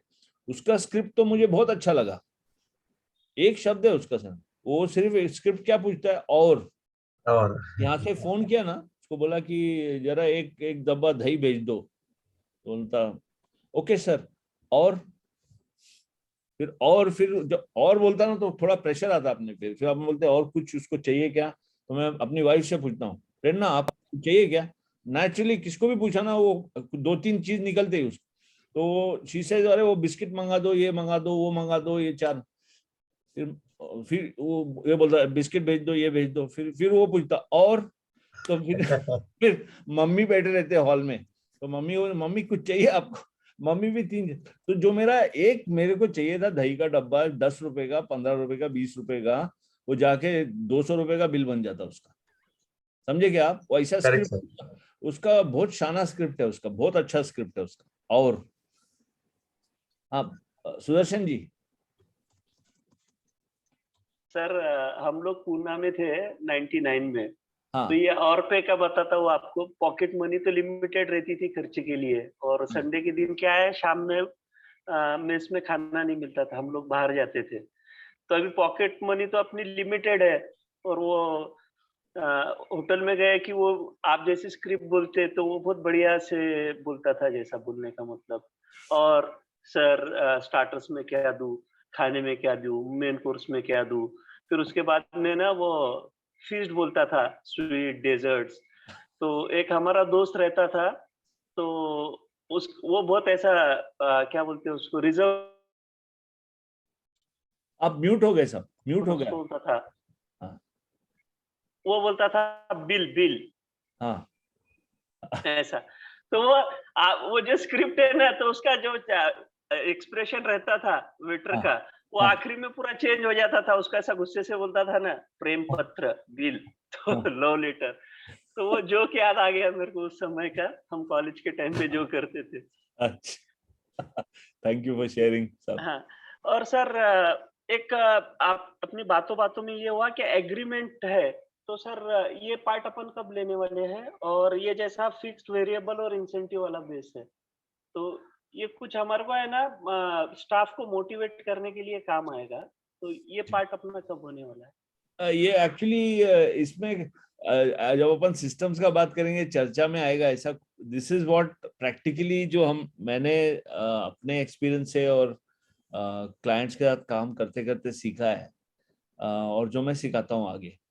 तो ये फिक्स जो है ना, मैं ऐसा कंपोनेंट्स कैसे नॉर्मली अब रेकमेंड करता हूँ क्लाइंट्स को कि एक फिक्स जो है वो उनके एक्सपीरियंस, स्किल और वो जो टाइम दे रहे हैं आपको 8 घंटा, उसके लिए आप फिक्स सैलरी दे रहे हो उनको। लेकिन सिर्फ वो आ गए, आप फिक्स सैलरी दे दिए और उसके लिए, और वो सीट गर्म कर रहा है, तो वो आपका काम नहीं हो रहा है वहां पे, और बहुत फ्रस्ट्रेशन होता है उसमें। तो इसलिए एक वेरिएबल होता है कि तूने एक्टिविटी किया कि नहीं किया। एक्टिविटी के लिए अपन डिफॉल्ट डायरी बनाते नहीं क्या, तो अपन डिफॉल्ट डायरी के हिसाब से तूने एक्टिविटी किया कि नहीं, 10 मीटिंग किया कि नहीं, 15 मीटिंग किया कि नहीं, उसके लिए एक कंपोनेंट, राइट। तो तीसरा जो है कि जितने इंसेंटिव यानी जितने क्लोजर्स हुए उसके ऊपर इंसेंटिव। तो इसमें क्या होता है कि अगर आपको 2-3 इसके बेनिफिट्स हैं। एक तो है कि अगर आपको एक बंदा मिल रहा है लेकिन आपको लग रहा है कि वो सैलरी में फिट नहीं हो रहा है, तो आप उसकी सैलरी ये ऐसा ब्रेक कर सकते हो, फिक्स, वेरिएबल और इंसेंटिव। क्योंकि वेरिएबल और इंसेंटिव आप तब दोगे जब वो काम करेगा ठीक ठाक, राइट। और अगर वो काम करेगा ठीक ठाक तो उससे, उसकी सैलरी से कहीं ज्यादा वो कमा के देगा आपको,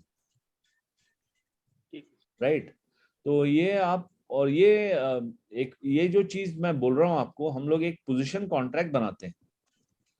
पोजीशन कॉन्ट्रैक्ट मतलब तेरा काम क्या है एग्जैक्टली और तू रिजल्ट्स क्या देने वाला है। एक तो सब लोग जॉब डिस्क्रिप्शन दे देते अपने सेल्स वालों को, अपने फैक्ट्री वालों को, अपने फाइनेंस, लेकिन जॉब डिस्क्रिप्शन से ज्यादा हमारा फोकस होता है तो रिजल्ट क्या देगा और वो मेजरेबल रिजल्ट्स क्या होंगे तेरे। तो आउटस्टैंडिंग रिजल्ट का क्या मतलब होगा, एक्सेलेंट का मतलब क्या होगा, वहीं पे अगर डेफिनेशन है क्लियर, राइट। उसके बाद में इसको लिंक करते हैं हम विद डेली डिफॉल्ट डायरी कि तूने इस तरह से काम करना चाहिए, तेरा अगर पोजीशन कॉन्ट्रैक्ट पे तेरे को सही उतरना है।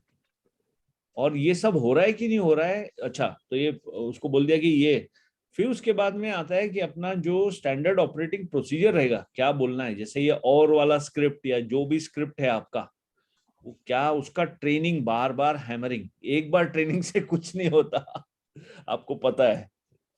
तो आपको बार बार उसका हैमरिंग करना पड़ता है और उसका रिव्यू करना पड़ता है, मिस्ट्री शॉपिंग करना पड़ता है।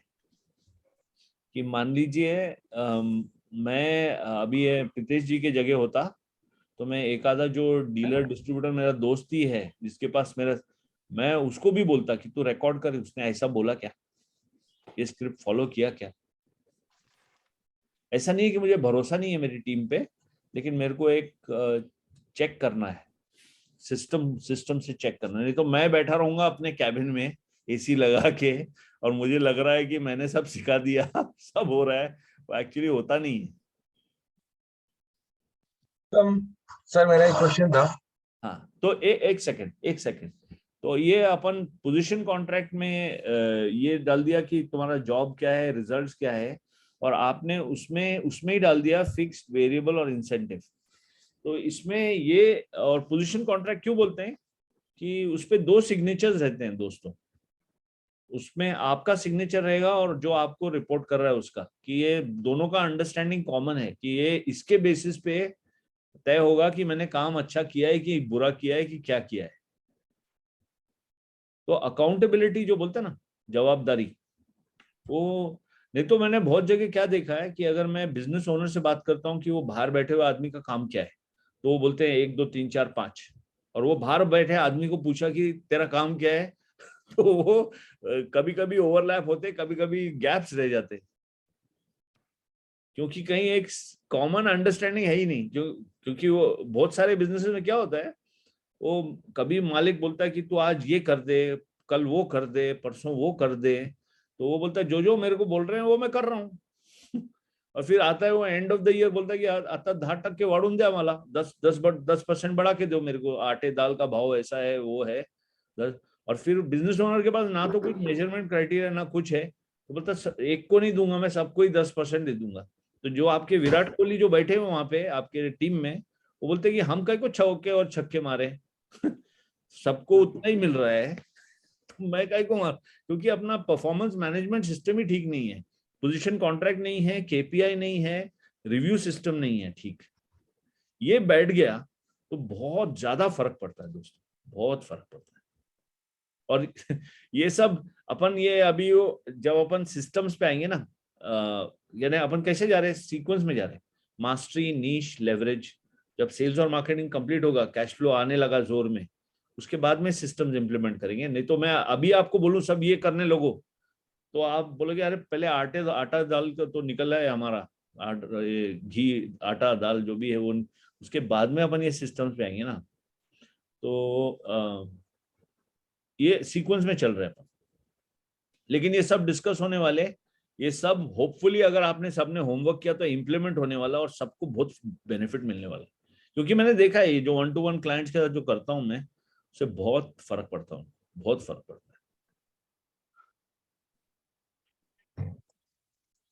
सर वो एग्रीमेंट का एक बार बताइए ना। हाँ, अग्रीमेंट का कैसा है, मेरे पास तो एक वकील है जिसको मैंने रखा हुआ है, तो वो अग्रीमेंट वो बनाता है।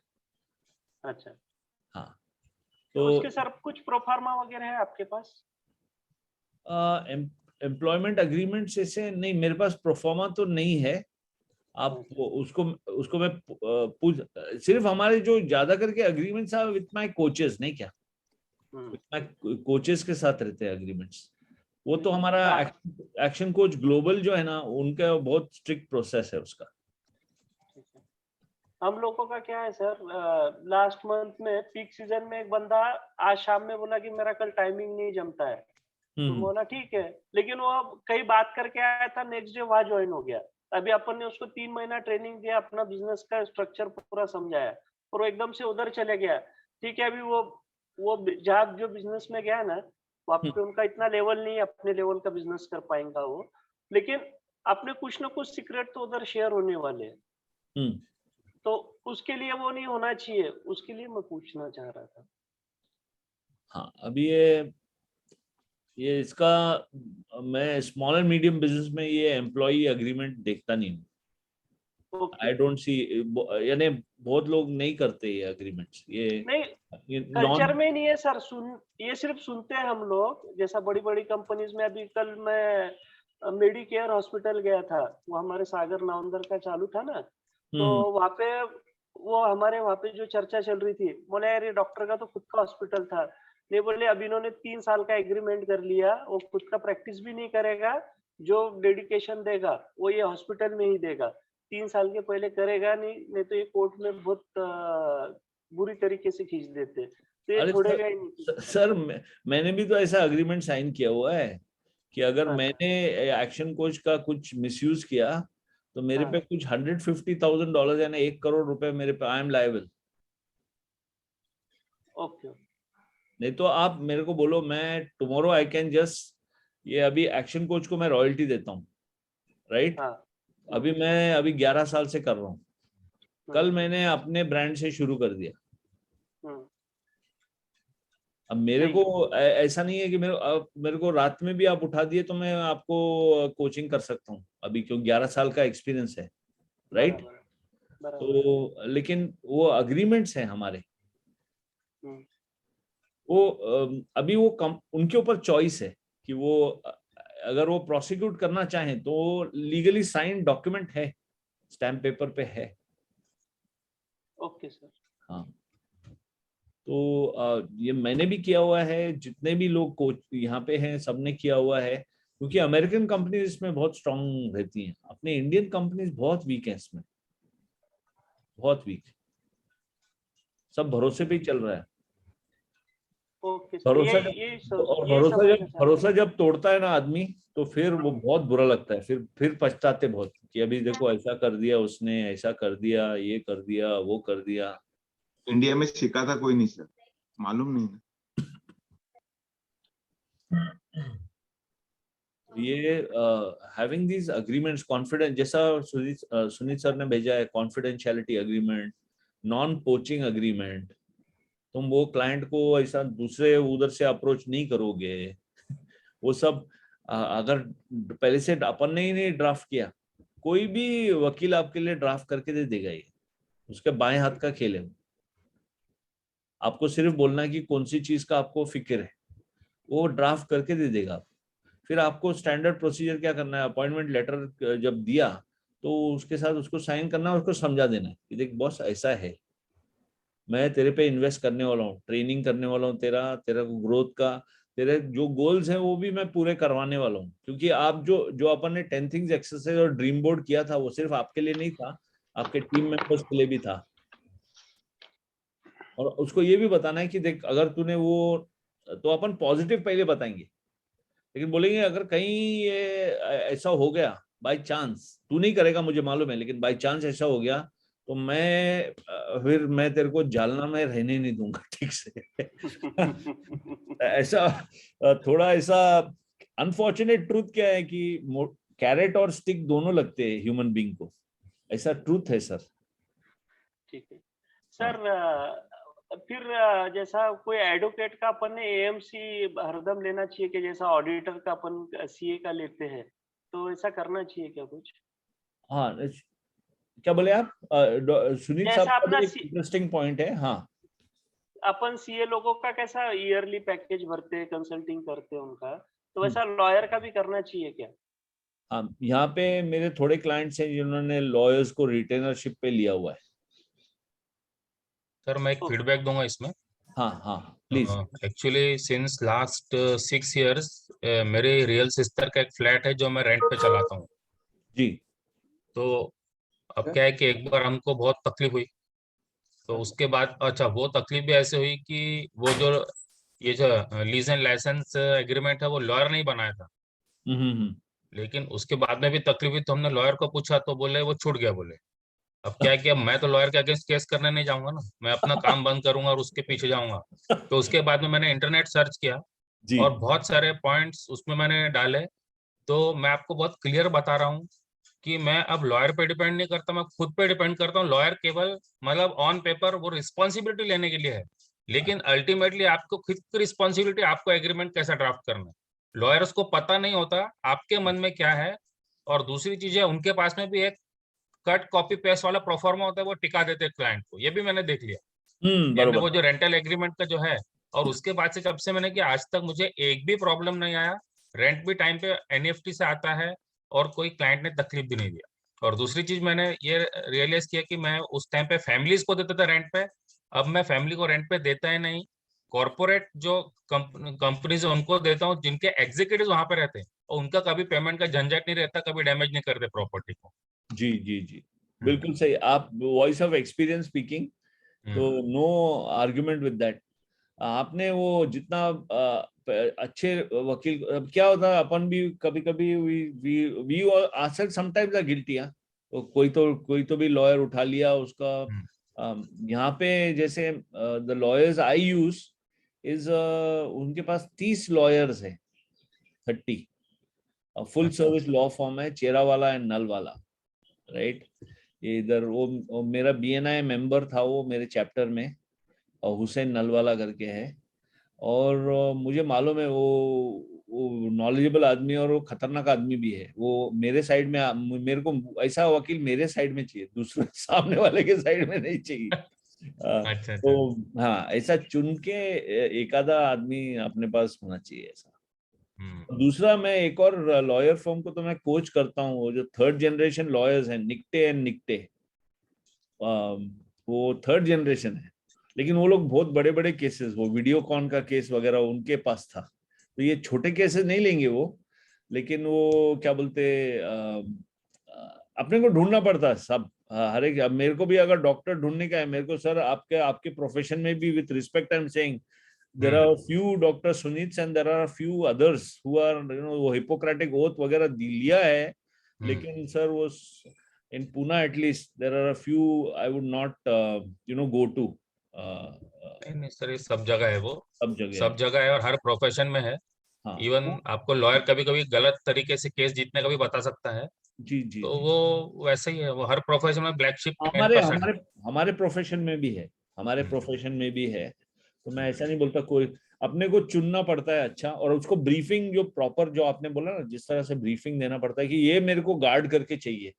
और उसमें वो आपने ऐसा ब्रीफिंग दे दी और सही आदमी आपको मिल गया, देन यू आर ओके। उसको रिटेनर पे लेना कि वन ऑफ लेने का, वो आप क्या फ्रीक्वेंसी पे करना पड़ता है, उसके बेसिस पे आप डिसाइड कर सकते हो। मेरे को एक ऐसे भी लॉयर मिला था कि जिसको जब मैं अप्रोच करता था तो वो बोलता था कि मेरा शाम को 6 बजे का बाद का टाइम मंदिर जाने का टाइम है, बोले तो मैं 10 बजे आऊंगा। तो मैं बोला ठीक है, मैं 10:30 बजे आता हूँ। तो वो पकड़ा गया क्योंकि उसको एक्चुअली सर्विस नहीं देना था। फिर मैं बोला नहीं, आप एक काम करेंगे, वीडियो कॉलिंग में करेंगे। तो धीरे धीरे छोड़ दिया फिर उसको मैंने, क्योंकि वो मतलब ऐसा रीजन बताता था जब मेरे को बहुत इमरजेंसी रहती थी। तो मतलब ऐसा है कि अपने को खुद को ड्यू डिलिजेंस करना पड़ता है सिलेक्ट करने के लिए। कोई भी प्रोफेशनल, लॉयर है, आर्किटेक्ट है, सीए है, जो भी है, अपना खुद का ड्यू डिलिजेंस करना, और वो मेहनत का काम है। जी, अगर किसी का रेफरल मिल जाए, जैसे मैं यहाँ आया mainly because of a referral, नहीं क्या, तो अगर कोई अपने पहचान का रेफरल मिल जाए आपको कि जो अच्छा है इस एरिया में, और जो, तो that is usually that is a good, क्योंकि आपका दोस्त आपको ऐसा कुएं में तो धकेलेगा नहीं, तो that is usually a good way. Okay, actually ये चीज ऐसी है ना कि हम पैसा जब भी जाए ना, सब बजट का प्रॉब्लम आता है, चाहे एम्प्लॉय हायर करना हो, चाहे कोचिंग लेना हो, चाहे डीलर को बनाना हो, या कोई सर्विसेज लेनी हो, इवन विजिटिंग कार्ड से लेके कहीं भी जाओ बजट वाली बात होती है। तो बहुत सारे सेगमेंट में कंपनी ऐसी होती है जो 1 से लेके 10 तक उनके वो होते हैं, रेटिंग्स होते हैं। तो वो बजट पे डिपेंड करता है। मुझे भी अच्छा लॉयर चाहिए, राम जेठमलानी चाहिए, लेकिन उसका फीस कितना है नहीं मिलता है। जी जी जी जी, मैं भी चाहता हूँ कि एंथनी रॉबिन्स से सीधा मोटिवेट हो या रोबिन शर्मा से मिल लो, लेकिन उसका फीस कितना है? हाँ, बेहतर है। तो ये सर क्या है कि हमारी जितनी जरूरत होती है ना, उसके हिसाब से हम जाते हैं। जी जी जी, मुझे भी एक अच्छा सेल्स मैनेजर चाहिए, लेकिन वो 1.5 लाख रुपया लेगी तनख्वाह। मैं बोलता हूँ यार 1.5 लाख रुपया ज्यादा है। फिर मैं सोचूंगा 40,000 में, तो 1.5 लाख वाला 40,000 में मिलने वाला है ही नहीं। तो एक कंफ्यूजन रहता है सर कि हमको काम तो अच्छा चाहिए, लेकिन तनख्वाह हमारी, हम वो उसको मैनेज नहीं कर पाते। तो इसमें एक दो शब्द हैं which might solve your problem। इसको बोलते हैं हम टेस्ट एंड मेजर।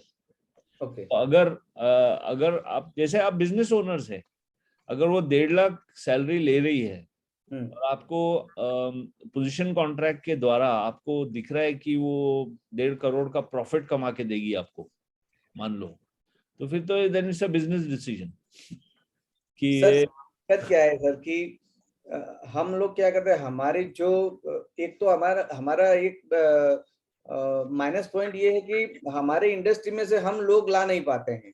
एक्चुअली वही करना चाहिए कि हम जिस इंडस्ट्री में, उसी इंडस्ट्री से हमको कोई हायर करना चाहिए, ताकि उसका ट्रैक रिकॉर्ड हम नाप सके, क्योंकि उसके पास पूरा नॉलेज होता है। और कई बार फ्रेशर्स हमको करने होते हैं, या दूसरी इंडस्ट्रीज के आदमी हमको जब हायर करने होते हैं, तो टेस्ट एंड मेजर इमीडिएट नहीं हो पाता है सर।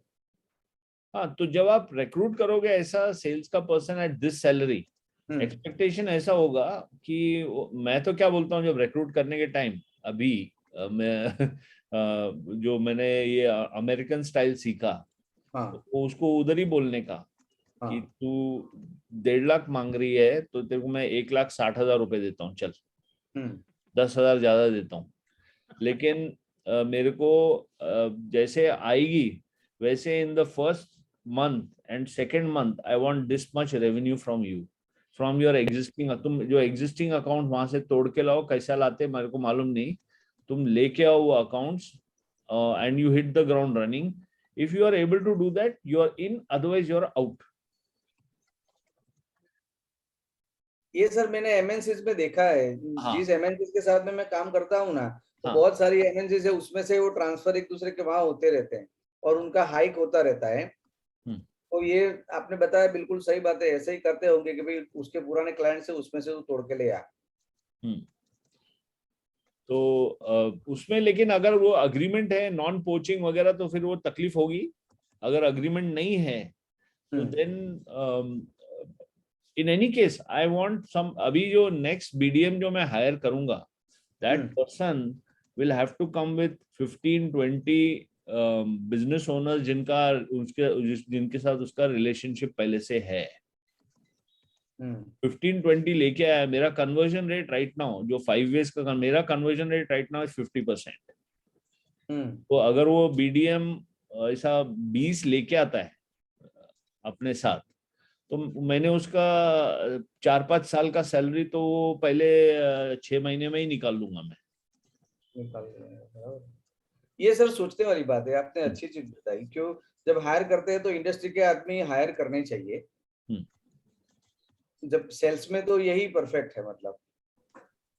हाँ, लेकिन मेरे केस में मैं क्या सोच रहा हूँ कि वो अगर जैसे इंडिया मार्ट से आ जाए या ट्रेड इंडिया से आ जाए, जो जहाँ पे उसका ऑलरेडी, या ये सिबिल से आ जाए, सिबिल नहीं अपना क्रिसिल जो एसएमई रेटिंग्स कर, तो उनका direct connection with business owner होता है पहले से और ऑलरेडी क्रेडिबिलिटी होता है, तो वो और उनके कम से कम 20 से 30 तो रहेंगे ही रहेंगे क्लाइंट्स। मेरा कन्वर्जन तो ये इस तरह से अगर आपने वो मेरे इंडस्ट्री से नहीं होगा, यानी कोचिंग इंडस्ट्री से नहीं है, लेकिन उसका वो कनेक्शंस है वहां पे, और बाकी मेरा सेल्स प्रोसेस बहुत स्ट्रांग है, उस पर भरोसा है मेरे को, प्रोसेस स्ट्रांग है। अगर ऐसा आ गया तो मेरे को कोई हर्ज नहीं होगा इन डिस्कसिंग सैलरी, क्यों, और मैं ज्यादा करके वो जो सैलरी जो मांग रही है, मान लीजिए 1.5 लाख मांग रही है, उसको I will give big chunk on variable and big chunk on incentive. Fixed कम करूंगा उसका। समझे आप विनोद जी? मैं बोलूंगा ठीक है तू ले जा, लेकिन फिक्स इतना रहेगा, वेरिएबल उसी, और अगर नहीं बोलती है फिक्स चाहिए, मुझे पूरा फिक्स चाहिए, तो मुझे वो अलार्म बेल, मेरा पहले एंटेना खड़ा हो जाएगा कि ये सिर्फ सीट गर्म करने के लिए आ रही है यहाँ पे। जिस आदमी में दम है actually and he knows he can do it, he will take the variable and incentive. Sir काफी इंपॉर्टेंट इंफॉर्मेशन दी आपने sir. Most welcome sir. Thank you sir. अभी shall we wind up last few questions and we'll wind up, friends? Yes sir. Any other questions remaining this week? Upon we have talked of many topics. Main topic is मेरे को default diary नहीं मिला तो सबसे 500 रुपए लूंगा मैं। I am saying strictly default diary, आपको सबके default diary बननी चाहिए, वो sequence, और वो सीक्वेंस के अलावा आपने अपने जो आपको अभी बीडीएम डिफॉल्ट डायरी दिखा दिया मैंने। मेरा ना सबसे ज्यादा तुम लोगों ने कबाड़ा करा है, पता नहीं अंदाजा। विकास जी म्यूट कीजिए। नहीं, मैंने कर दिया म्यूट उनको। तो बेसिकली ये डिफॉल्ट डायरी आपका और आपके जो की टीम मेंबर्स का डिफॉल्ट डायरी, ये आपको बहुत फायदा देगा दोस्तों।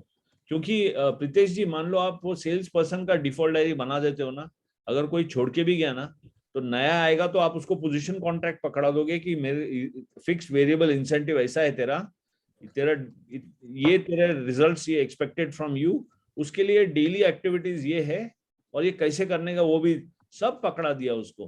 तो even if you get a new raw person, वो भी परफॉर्म कर पाएगा इसको लेके। सर एक क्वेश्चन था, अगर हमें सेल्स पर्सन को रिजल्ट के ऊपर फाइनल उसका ध्यान दें कि उसका प्रोसेस के ऊपर ज्यादा ध्यान दें? दोनों पे, लेकिन वो रिजल्ट दे रहा है हमको, लेकिन रिजल्ट्स मैटर मोर। मेरे हिसाब से रिजल्ट्स मैटर मोर, लेकिन प्रोसेस भी होना चाहिए। क्योंकि क्या होता है मालूम क्या, मैंने ये थोड़े ऐसे सिरफिरे सेल्स पीपल होते हैं, वो बोलते हैं मेरे को मत पूछो कुछ सवाल, मैं आपको बिजनेस लाके दे रहा हूँ, मेरे को छोड़ दो अकेला। तो अगर आपको अगर वैसा एक दो आदमी मिला है, ठीक है, अगर वो बिजनेस लेके आ रहा है, ठीक है, लेकिन आपको बाकी सब सभी ऐसे नहीं होंगे, तो आपको नहीं बाकी सर। सब के लिए आपको प्रोसेस सेट करना ही होगा। सर और उसमें एक चीज, उसमें एक और चीज होगी प्रीतेश जी, हाँ जब सर, एक बंदा प्रोसेस फॉलो नहीं कर रहा है और बाकी से फॉलो कर रहे हैं, उसमें टेंशन होगा थोड़ा, क्योंकि वो बोलेंगे वो तो करता नहीं, आप मेरे पीछे क्यों पड़े कि ऐसे ही करने का वैसे ही करने का, वो तो करता ही नहीं है, right? So that is one thing which you have to guard against. और सर टाइमिंग इम्पोर्टेंट है सेल्स पर्सन की, जैसे कि हमने टाइमिंग 11 to 6 रखी है और उनको फील्ड के ऊपर जाने की सर, लेकिन सर बहुत सारे 2-4 बंदे ऐसे हैं जो 1 बजे निकलते हैं फील्ड पे और वो 5 बजे घर पे आ जाते हैं। तो इसके ऊपर हम वेरिएबल रख सकते हैं कि आप 11 बजे निकलोगे और 6 बजे तक घर पे आओगे, तो हम आपको वेरिएबल करके देंगे इसको। ये डिसिप्लिन का बात है भाई।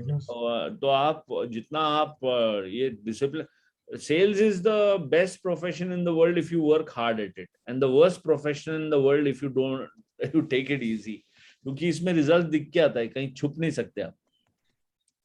तो वो अभी वो 11 बजे जा रहा है, कोई और 1 बजे जा रहा है, it's a sign of indiscipline. नहीं, हमारे wherever I was trained in sales ना, I was trained in NIT, वहाँ पे तो if you came late for 2-3 days, then after that you were marked half day leave, and you that half day leave you could not say कि अभी half day leave ले ही लिया तो मैं movie देख के आता हूँ, काम करना पड़ता था उसमें, right?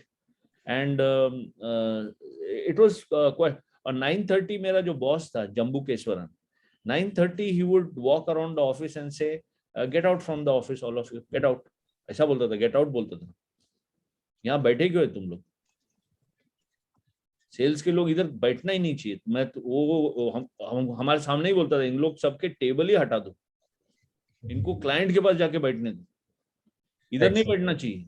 So that's the training I have, and I am also internally I am disciplined. I like to keep to time, I like to keep to everything, तो आपको you'll have to set that standard, आपको standard set करना पड़ेगा। अगर आप ही ढीले डाले हैं तो आपकी टीम भी ढीले डाली रहेगी। स्टैंडर्ड सेट है सर, लेकिन फॉलो अप नहीं होता, तो स्ट्रिक्ट हाथ में एक छड़ी लेनी पड़ेगी। हाँ, लेकिन वो दोनों बैलेंस करके छोड़ के भागना भी नहीं चाहिए, उसने वो बैलेंस लेना चाहिए आपका, नहीं क्या? जब मैं क्या बोलता हूँ, जब आप लीडरशिप रोल में हो तो इमोशनल बैंक अकाउंट बहुत जरूरी चीज है। आपका personal connect with your team members very important ना। ये छड़ी लेके एकदम बहुत इजी है बोलना, छड़ी लेके मारो, वो भाग जाएंगे सब। फिर आपको वापस से आपको ही तकलीफ होगी, फिर वापस से कहाँ से ढूंढ के लाऊं सर, मैं आपने जो बोला था मैंने किया, स्ट्रिक्ट हो गया, सब भाग गए, अभी मैं क्या करूं? तो सर शादी जैसा है सर, शादी के जैसा है सर ये। कुछ छोड़ भी नहीं सकते, पड़ते हैं, फिर भी रखना पड़ता है।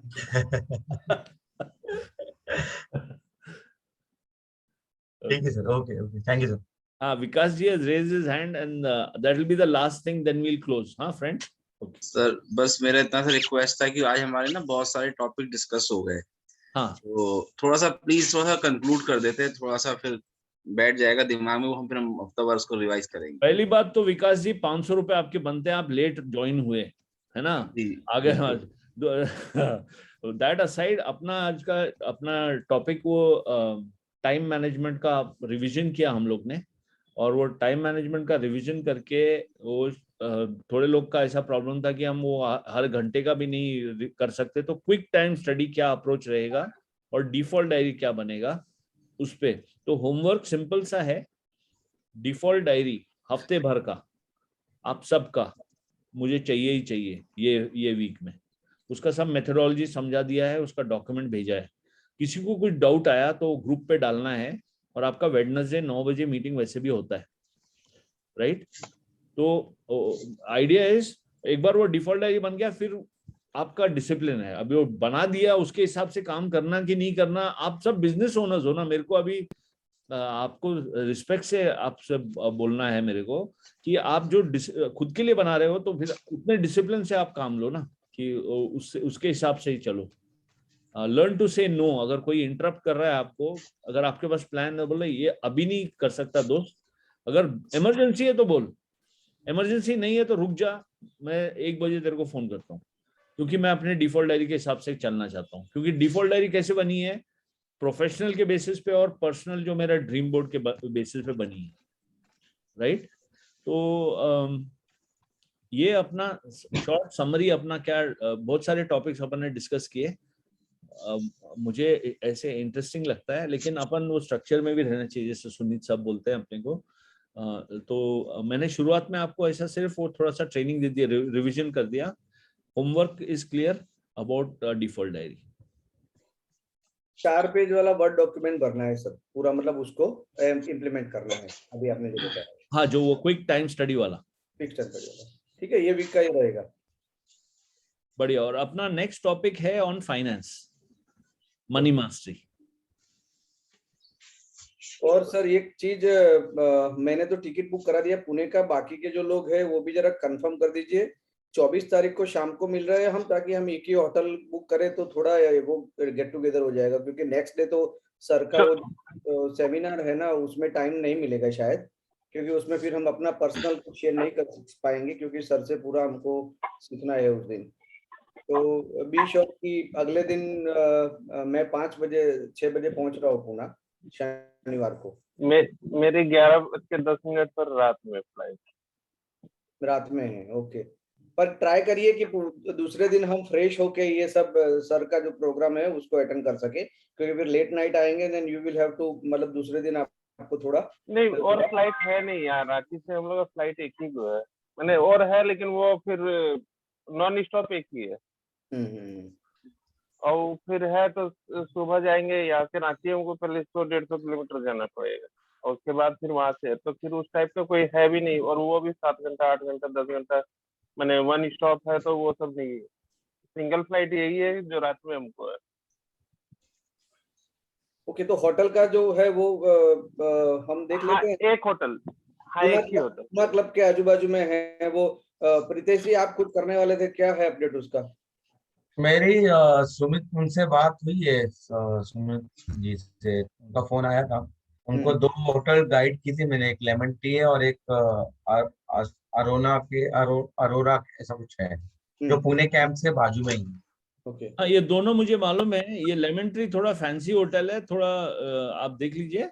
और ये अरोरा टावर्स दोनों भी पास में ही हैं, पुणे क्लब के बहुत पास में है। हमने ये एक if you want a reasonable type hotel, Shantai करके एक है, होटल शांताई। और एक दूसरा है स्टेशन के सामने होटल ड्रीमलैंड करके, वहां पे गुजराती खाना, गुजराती फैमिली ओन्स इट।